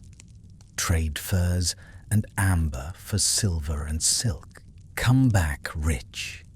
Marry the girl from the neighboring farm. Build his own longhouse. Live a good life.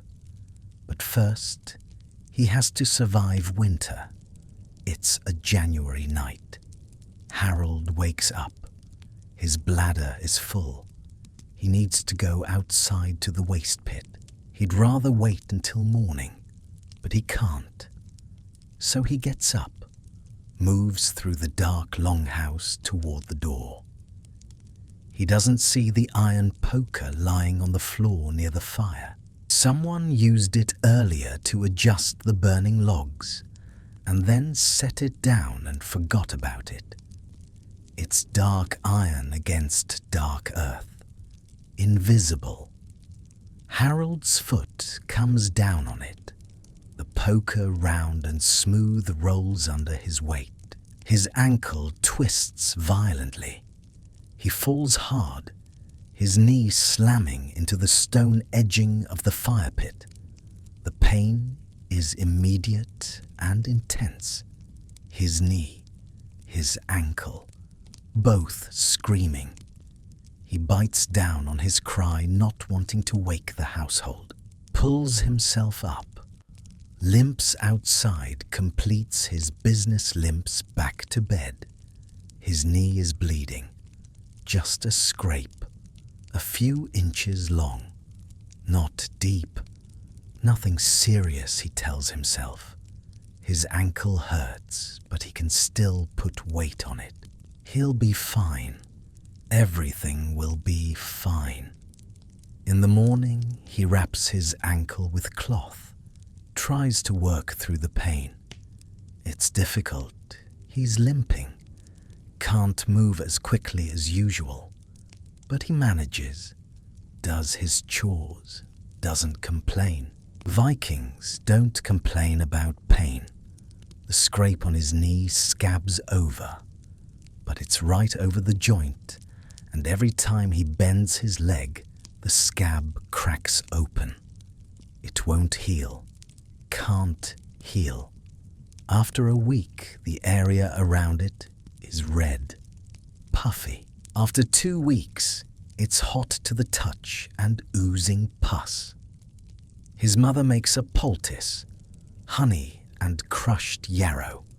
She changes it every day. It helps a little. The pus drains.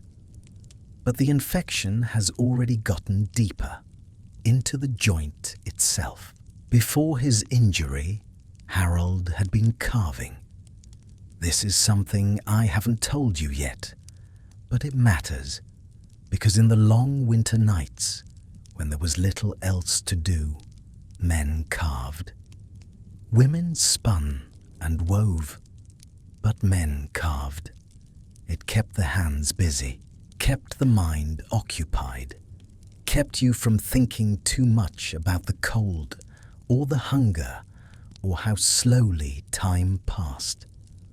Harold had been working on a gaming piece, a king for Hnefatafel. He wanted to make it special, carved from a piece of antler he'd saved from last autumn's deer hunt. He'd been shaping it for weeks, a little bit each night, sitting by the fire knife in hand, carefully shaving away tiny curls of antler, revealing the form hidden inside. It was going to be beautiful. A seated figure, crowned, holding a shield. The kind of piece you'd be proud to play with. The kind of piece you might trade or gift to someone important. He kept it in a small leather pouch tied to his belt. After his fall, after his knee swelled and the infection set in, he'd take it out sometimes, turn it over in his hands, run his thumb across the smooth parts. He'd finished the rough parts, still waiting for attention. He'd think about completing it, about seeing it done, about placing it on the board and watching it lead imaginary defenders to victory. But his hands shook now, from fever, from weakness, and the knife felt heavy, too heavy. He'd try to carve and find he couldn't control the blade, couldn't make the precise cuts needed, so he'd put it away, tell himself tomorrow. Tomorrow he'd feel better. Tomorrow he'd finish it. He never did. When he died that March, the unfinished king was still in his pouch. His mother found it when she prepared his body for burial.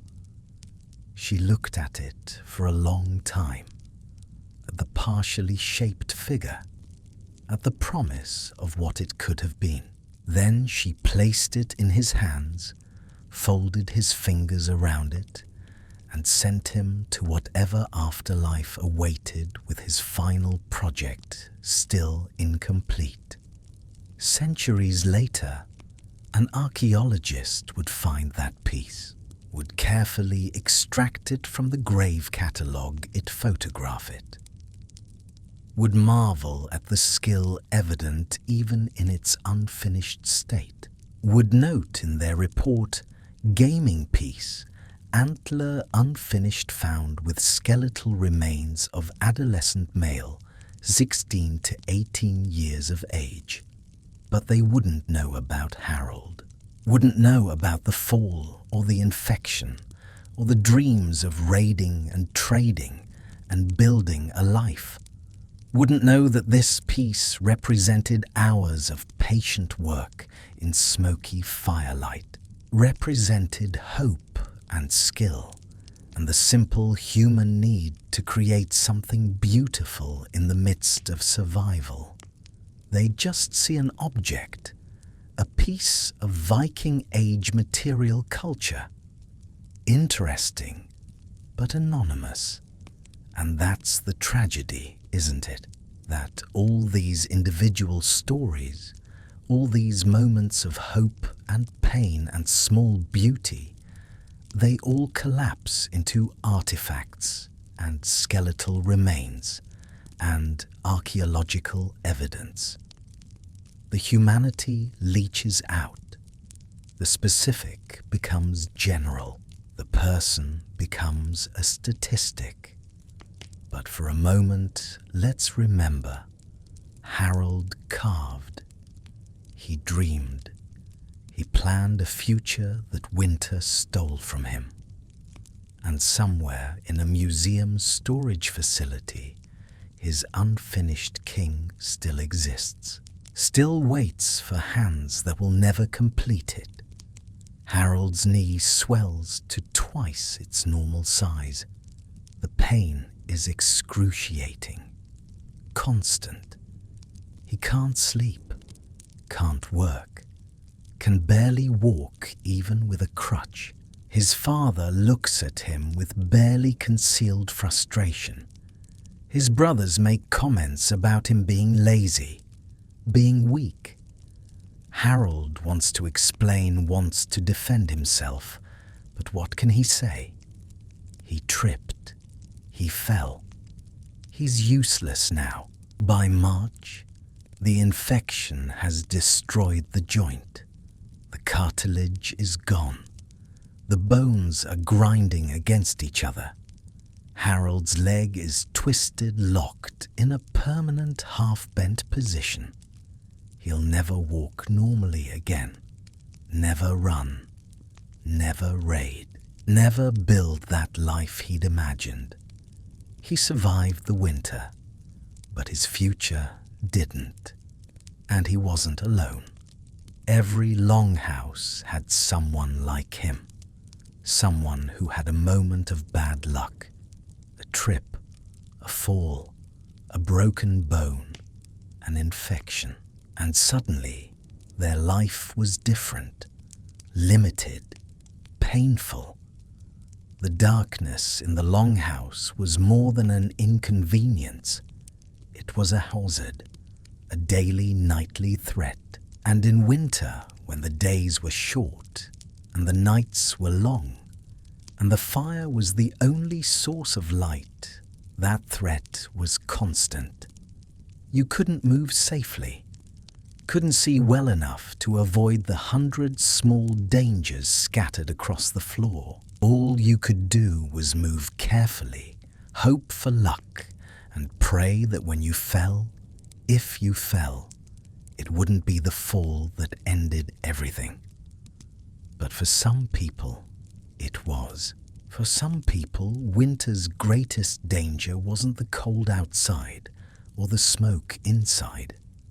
It was the flaw, the darkness, the simple, stupid accident that turned a healthy young person into a cripple or a corpse. A trip, a fall, a broken bone, an infection, a death, silent, unnoticed by history, forgotten by spring, but real, very real, and far too common. One of the most distinctive things about a Viking longhouse was how it brought everyone together under one roof, people and animals alike. At one end of the building, usually separated by a low wooden partition or simply an open stretch of floor, was the byre, the space for the livestock. Cows, sheep, goats, and sometimes pigs spent the winter months there, penned in with rails or ropes. In summer, the animals could roam freely outside, grazing on fresh grass and breathing clean air. But when the first hard frosts arrived, and the fields turned barren, leaving them outside meant certain death from the cold. And if the animals died, the family faced starvation. No milk through the lean months, no cheese, no meat when spring finally allowed slaughter. So the animals were herded inside through the low doorway down to their end of the house. They stayed there until the thaw close enough that you could hear their steady breathing at night, smell the warm, earthy scent of their hides, and feel the gentle rise in temperature from their combined body heat. That warmth was real and deliberate. A single cow generates as much heat as a small stove. 30 or 40 animals packed together in a confined space could lift the overall temperature several degrees, free living insulation that helped make the long winter survivable. But warmth like that came with a hidden price, paid quietly over the months, in poorer air, in creeping illness, and in parasites that no one could see. The most immediate issue was the manure. Animals produce it constantly. A cow alone can leave behind dozens of pounds each day. In summer, it scattered across open ground and helped enrich the fields. In winter, confined to the byre, it simply built up. Layer after layer of it, wet and warm, slowly composting in place. Cleaning it out regularly was nearly impossible.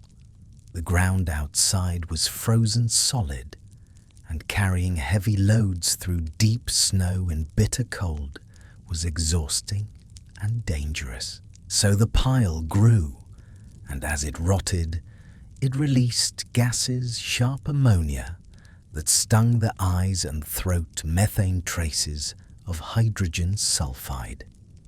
In a house already thick with wood smoke, these added to the heavy, acrid air everyone breathed hour after hour. The smell drifted everywhere. There was no keeping it contained. It settled into clothing, hair bedding. It irritated lungs and sinuses over time, making coughs more frequent, throats raw, breathing a little harder than it should have been. Beyond the air itself, there was the constant closeness to living animals and their illnesses. Some diseases could pass between species, zoonotic ones, though the Vikings had no name for them. Bovine tuberculosis, for example, could spread from infected cattle through milk or airborne particles from manure.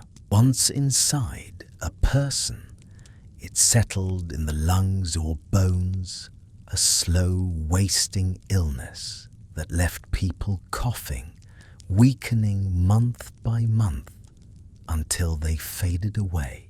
Archaeological remains from Viking Age sites show signs of it: fused vertebrae lesions on ribs patterns, consistent with long-term infection.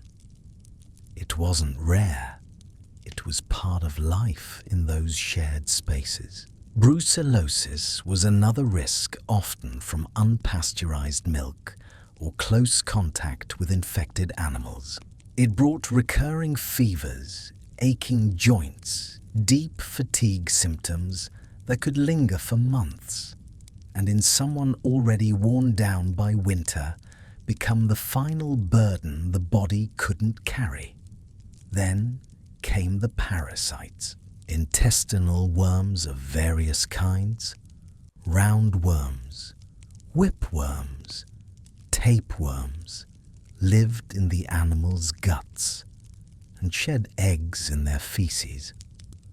Those eggs contaminated the straw, the floor, the dust that floated in the air. They reached humans through unwashed hands, contaminated food, or simply breathed in particles. Once inside, the worms fed on nutrients the body desperately needed, especially when food was scarce. They caused discomfort, diarrhea cramps, and over time malnutrition and anemia that weakened people further. Evidence from Viking Age sites, including a famous preserved sample of human feces found in York, the Lloyd's Bank coprolite shows just how heavy the burden could be. That single specimen contained thousands of parasite eggs, whipworm and roundworm in extraordinary numbers. The person it came from must have lived with constant intestinal distress, stealing strength day by day. Children were especially at risk. They played near the animals, petted goats, chased chickens, explored the byre without thinking twice. Their smaller bodies and developing immune systems took the full force of exposure. Many didn't reach adulthood. Disease often compounded by parasites, and poor nutrition claimed 1 child in 5. There is a quiet irony here. The very animals that helped the family endure the winter, the ones whose warmth kept the house from freezing solid, also carried the seeds of illness. The heat they gave was real, but so was the toll poorer air shared diseases, parasites that drained vitality when it was needed most. No one could escape the trade-off. Without the animals inside, starvation waited. With them, sickness waited too. When spring finally arrived and the doors could be opened wide, the animals were let back out to graze. The byre was shoveled clean, the manure spread on the fields as fertilizer. Herbs were burned to clear the lingering smell. The house aired out, but the effects lingered. Parasites remained in the gut. Lungs stayed irritated from months of bad air. Strength took time to return, if it returned at all. And the next winter, the cycle began again.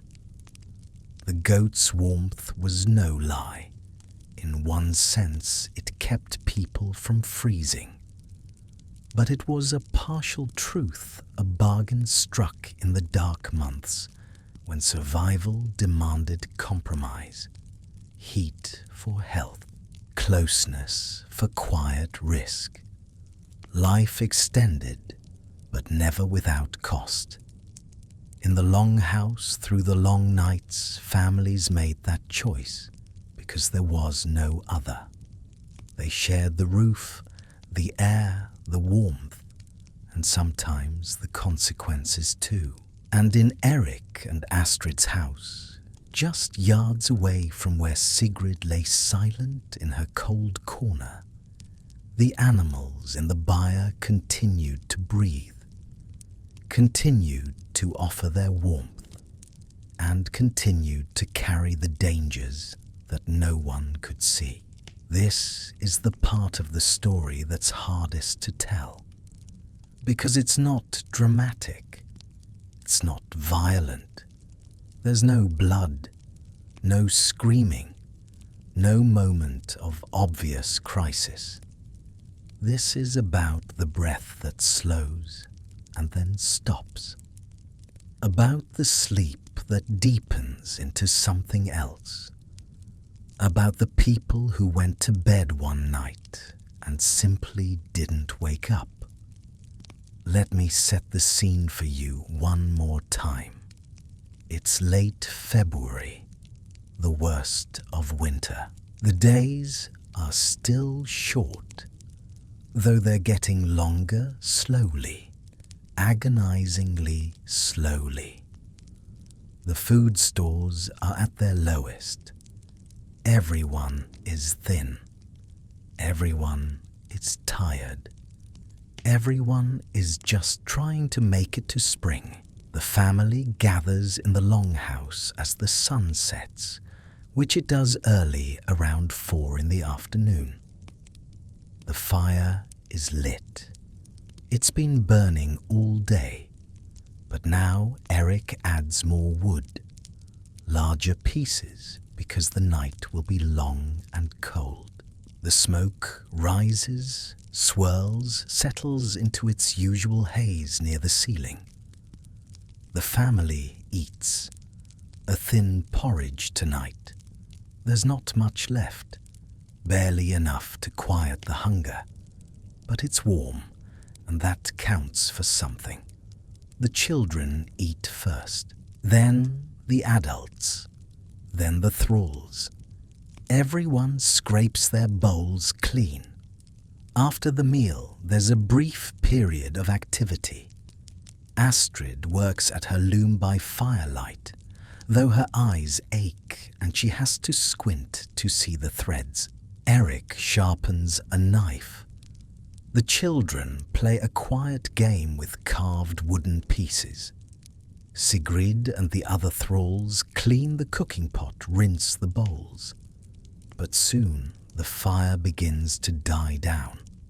Not out, but lower.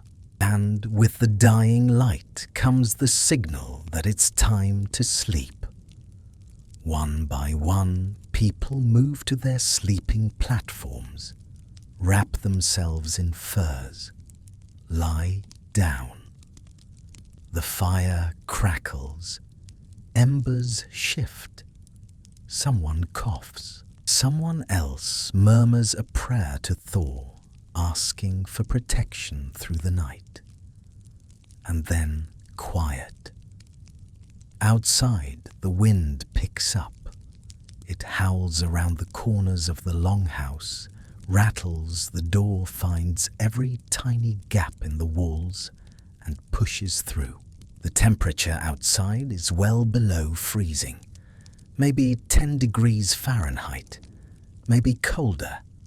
Inside, it's warmer, but not by as much as you'd think. The fire is low. The warmth is fading, and the cold is patient. The family sleeps. Deep, exhausted sleep. The kind of sleep that comes from physical labor and not quite enough food. The kind of sleep your body demands whether you're ready for it or not. And as they sleep, the air in the longhouse changes. Subtly, gradually, the fire consumes oxygen. 30 people consume oxygen. The animals in the byre consume oxygen.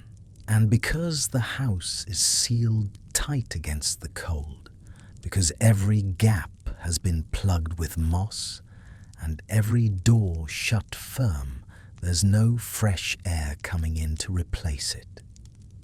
The oxygen level drops from 21%, which is normal, to 20%, 19%, 18%. At 18%, you start to feel it.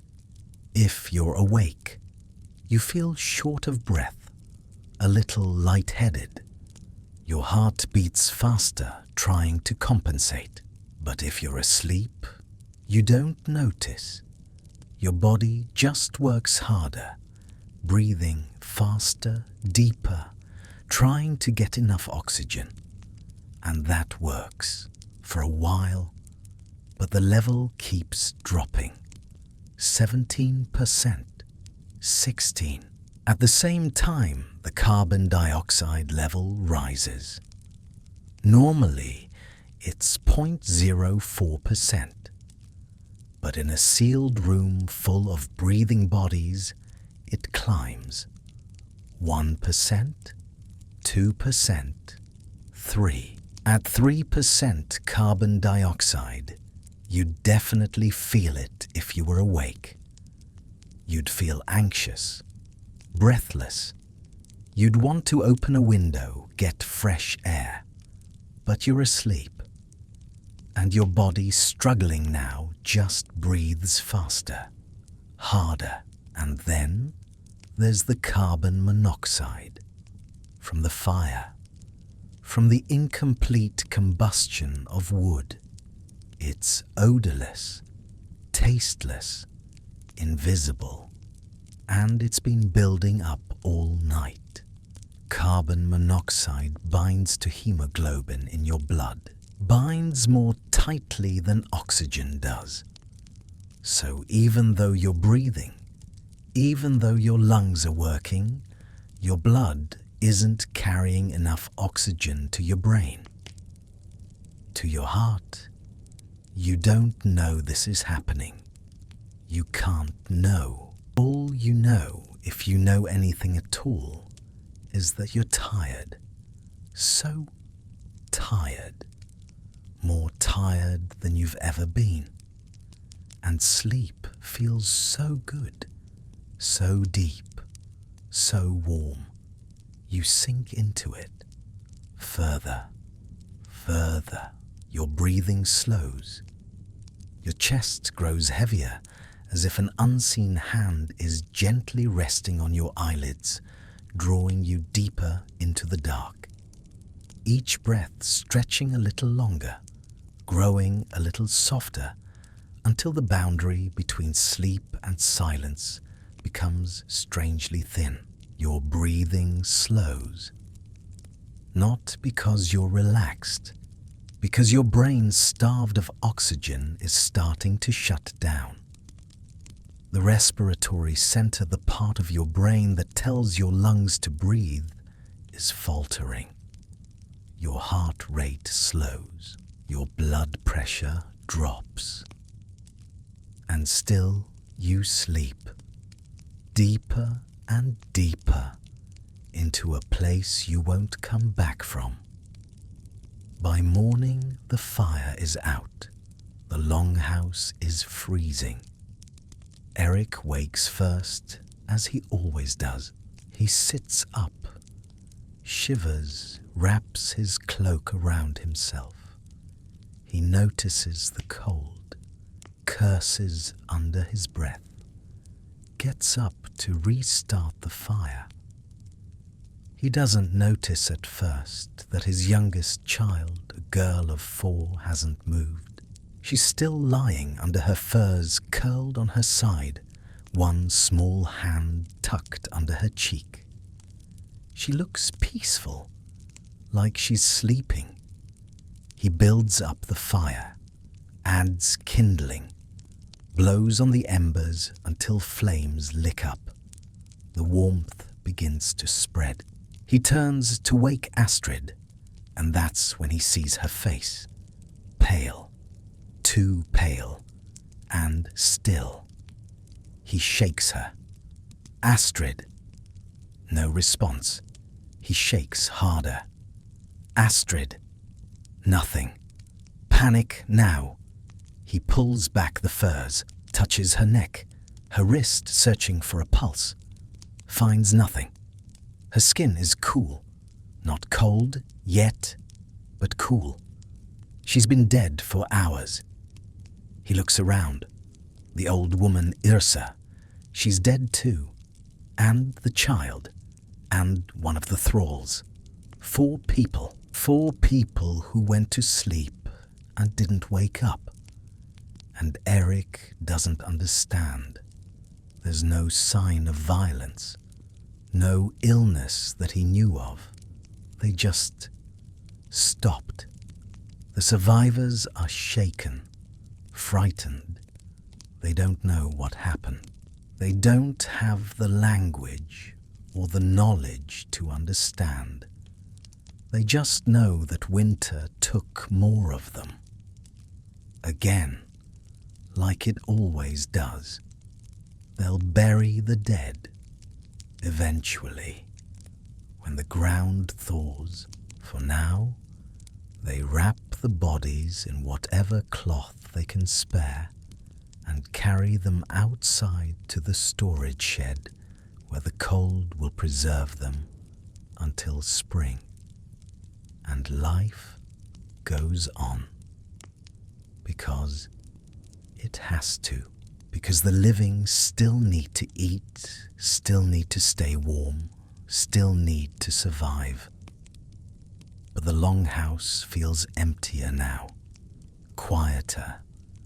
And every night when the family goes to sleep, there's a new fear, an unspoken question. Will I wake up? Will they? This happened not once, not rarely, but again and again and again across the Viking world, across centuries.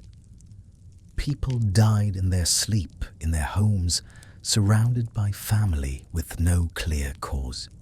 And the survivors could only guess. Bad air, evil spirits, the will of the gods. They were right about the bad air, but they didn't know why it was bad. Didn't know about oxygen levels or carbon monoxide, or the invisible ways that a sealed room and a low fire could kill. All they knew was that winter was dangerous, even inside, maybe especially inside. Because the walls that kept the cold out also kept the poison in. And some nights, the poison won. The breath slowed. The breath stopped. And in the morning, there were fewer voices, fewer hands, fewer people to share the work and the warmth. Winter didn't need to be loud. It didn't need to storm or rage. It just needed to wait, patient, invisible, deadly. And when spring finally came, when the survivors emerged blinking into the sunlight and saw the world green and growing again, they counted their dead. They remembered the ones who hadn't made it, and they steeled themselves for the next winter because it would come again. It always did. And next time, it might be them who didn't wake. There's a passage in one of the Icelandic sagas, Egil's saga, I think, where a man describes winter as the time when dreams grow heavy. It's a strange phrase. Heavy dreams. But the more I think about it, the more sense it makes. Because winter in a Viking longhouse wasn't just physically confining, it was mentally confining, psychologically oppressive.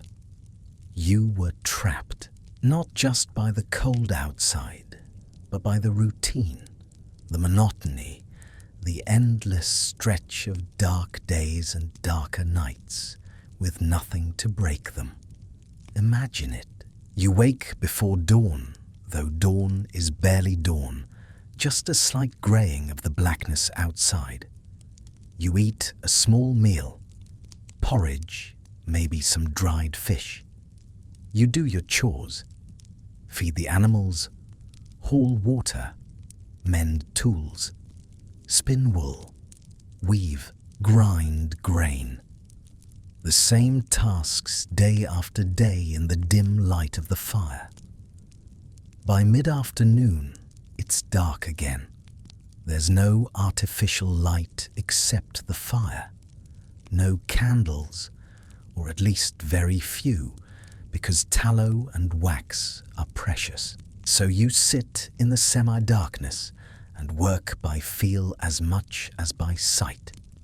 Your fingers know the motions: spinning, weaving, carving, sewing, and then sleep. Hours and hours of sleep. Because what else is there to do? You can't go outside. You can't travel.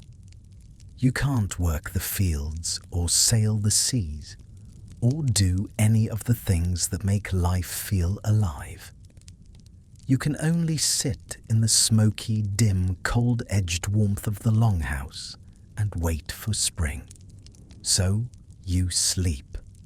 More than you need to, more than you want to. Sleep becomes an escape, a way to pass the time, a way to avoid the crushing boredom and the gnawing hunger and the constant low-level anxiety about whether the food will last and whether you'll see another summer. But sleep, when it's that prolonged, when it's that deep and that frequent, does strange things to the mind.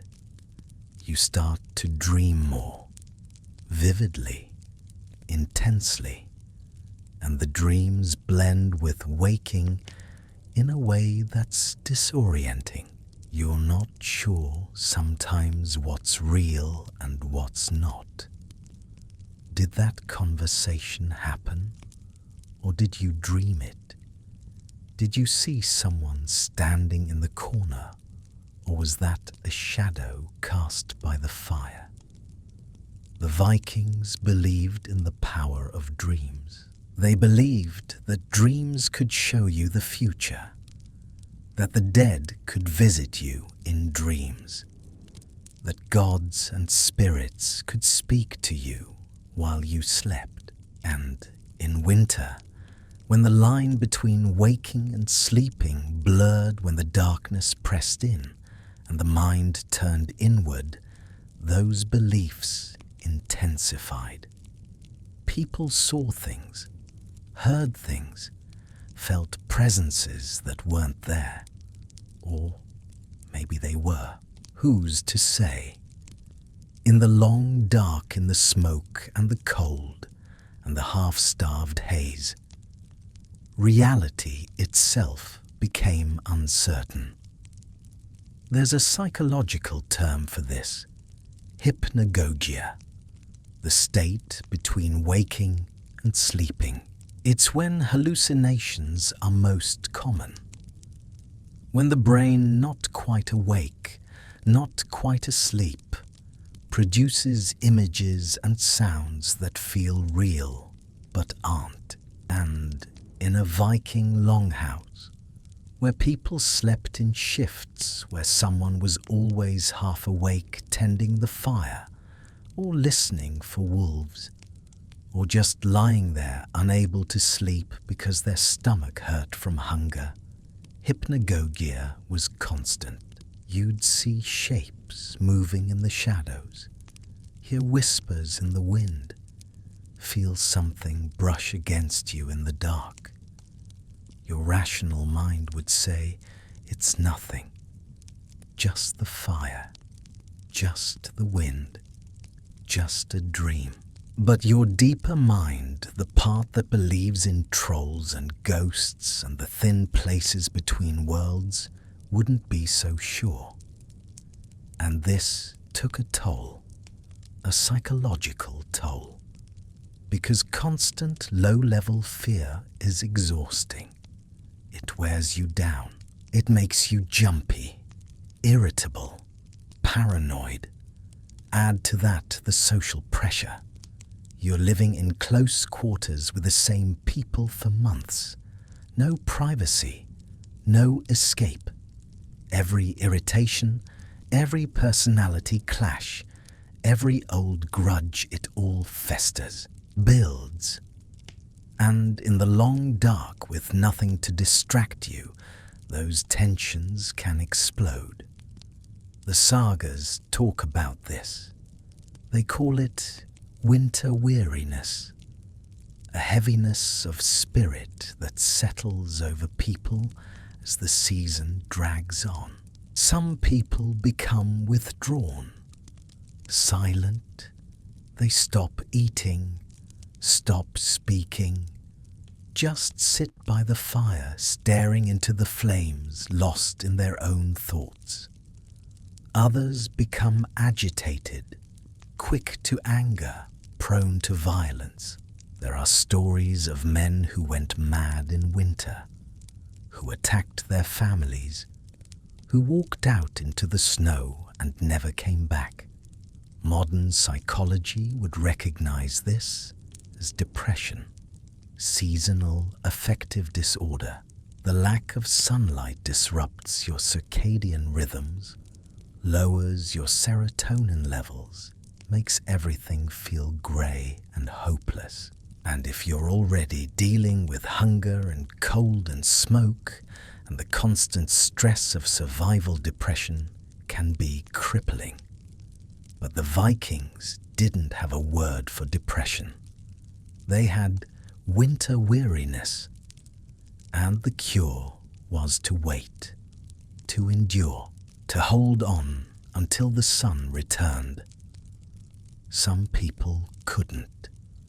The psychological burden was too much, and they gave up. Not dramatically, not with a final gesture, just quietly. They stopped fighting, stopped trying, let themselves drift into sleep, and didn't bother trying to wake up. I think that's what killed as many people as the cold or the smoke or the hunger. The sheer mental exhaustion of winter, the weight of the dark, the dreams that grew too heavy to carry.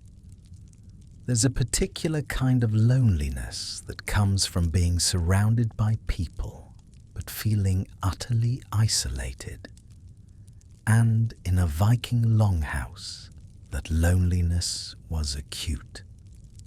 You were never alone physically, but emotionally, spiritually, you could be utterly alone. Because everyone was struggling.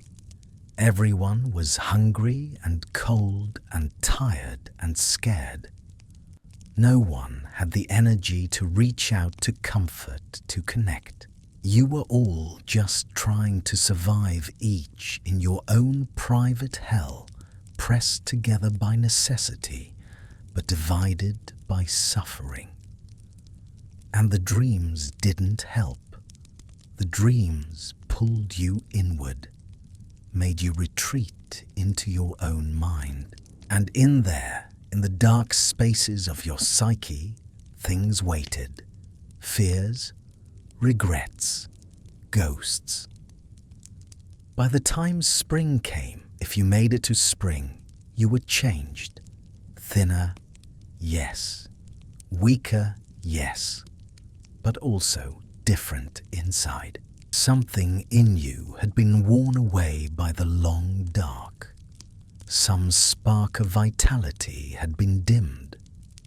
The lucky ones rekindled it when the sun returned.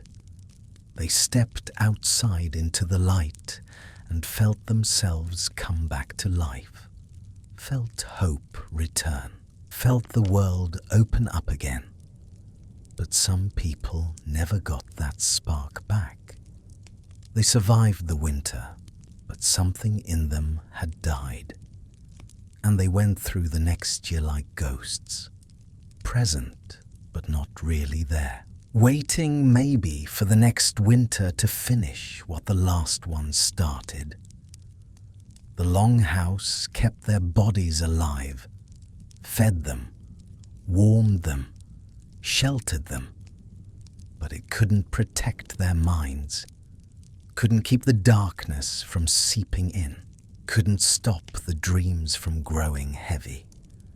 And when the dreams grew heavy enough, some people just stopped waking up. Not because their bodies failed, because their will did. Because after months of darkness, of cold, of hunger, of isolation, the idea of facing another day was just too much. So they slept and kept sleeping. And somewhere in the quiet corners of those heavy dreams, a small voice lingered, a soft, childish laugh that had once filled the longhouse on rare sunny afternoons. The laughter of the 4-year-old girl who had curled under her furs one February night, peaceful and still never to open her eyes again. Her mother, if she still dreamed at all, might have heard it one last time.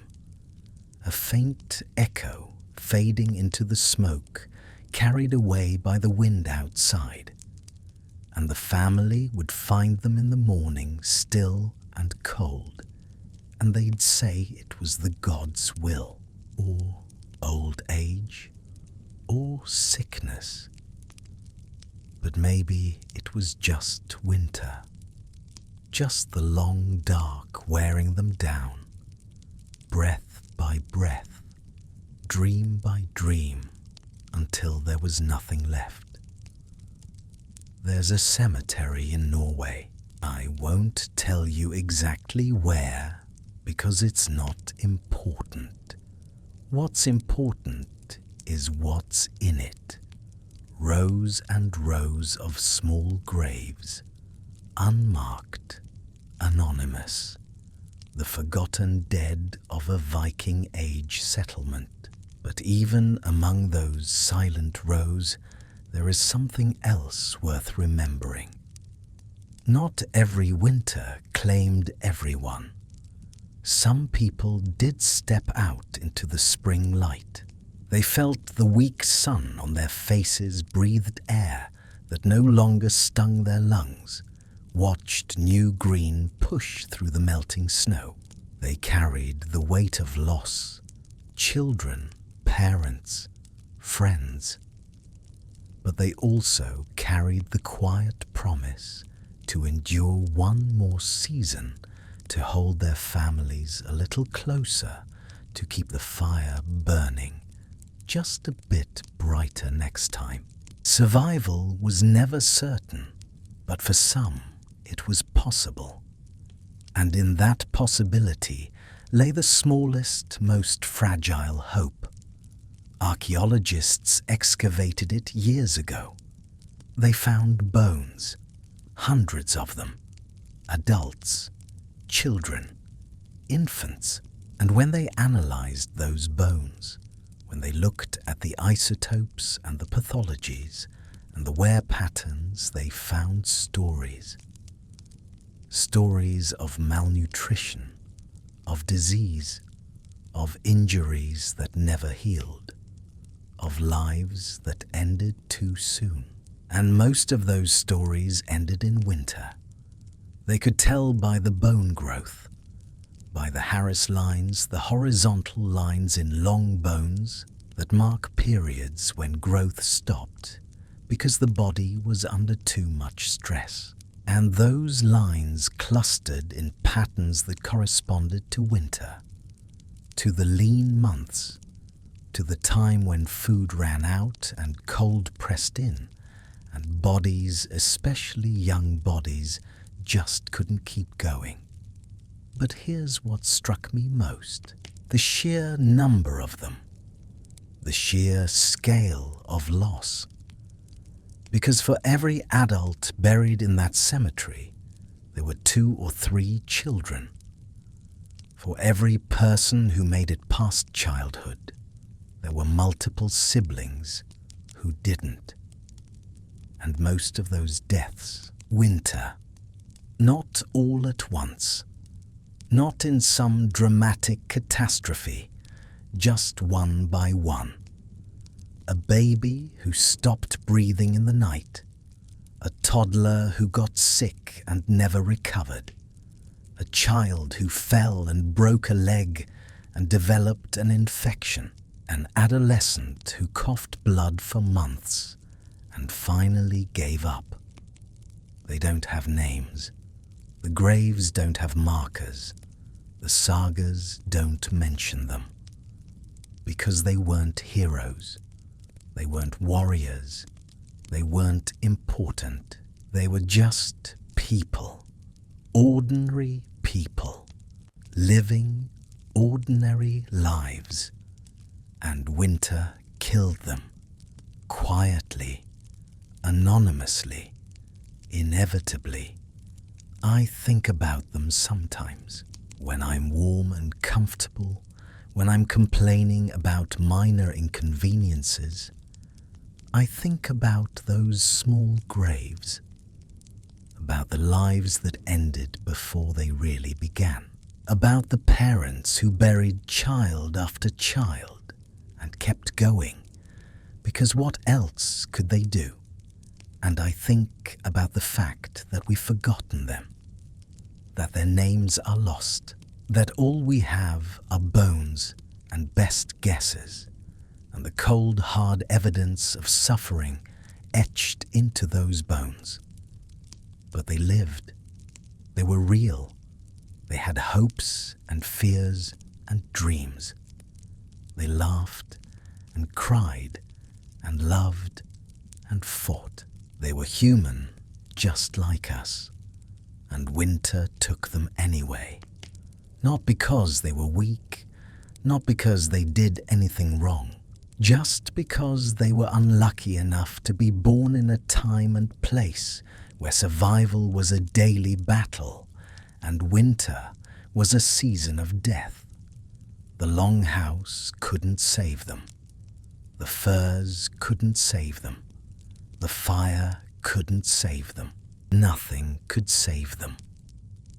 Because the forces arrayed against them, the cold and the smoke, and the hunger and the disease were too great. And yet, some people survived. Some people made it through winter after winter. Some people lived long enough to become the grandparents, the elders, the ones who passed down stories and wisdom. How luck? Mostly. The luck of being born with a strong immune system. The luck of avoiding serious injury. The luck of getting enough food. The luck of sleeping in the right part of the longhouse, close enough to the fire to stay warm, but not so close that the smoke damaged your lung. Luck. That's what it came down to. Not virtue, not strength, not cleverness, just luck. And for the ones who weren't lucky, for the ones whose names are lost, whose graves are unmarked, whose stories we'll never know, all we can do is remember that they existed, that they mattered, that their lives, however brief, were real. The frost took them, the long winter, the quiet dangers of the longhouse, and the frost kept them, preserved them, until archaeologists dug them up 1,000 years later and tried to piece together how they lived and how they died. And what the bones tell us is this winter was hard, harder than we can imagine. And the longhouse, for all its ingenuity, for all its warmth and shelter, couldn't protect everyone. Some people fell through the cracks. Some people died in the cold corners, the dark spaces, the places where the fire's warmth didn't reach. Some people died breathing smoke. Some died breathing their last in the deep, false comfort of sleep.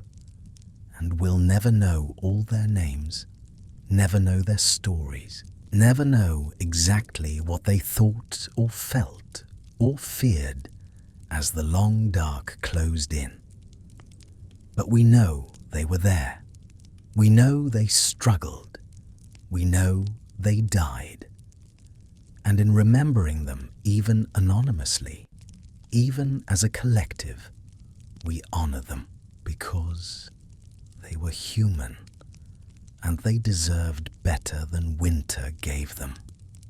We've come a long way tonight, through smoke and cold and darkness, through the hidden dangers of a place that should have been safe, through the long winter of the Viking age. And now, here we are, you and I, safe and warm, in a world where winter is an inconvenience, not a death sentence, where we have light at the touch of a switch and heat at the turn of a dial, where we can go to sleep without wondering if we'll wake up. It's easy to forget how lucky we are, how much has changed, how many dangers we've left behind. The Vikings did the best they could. They built their longhouses to keep out the cold. They stockpiled food to last the winter. They lived together, supported each other, tried to survive, and most of them did. Most winters, most people made it through. They saw spring. They felt the sun on their faces again. They planted their crops and sailed their ships and lived to tell stories around the fire. But not everyone, not always. And the ones who didn't, the ones who died quietly in the dark, they deserve to be remembered too. So tonight, as you drift off to sleep, I want you to think about them. The people in the longhouse, the ones who went to bed not knowing if they'd wake, the ones who breathed the smoke and slept in the cold and fought every day just to survive.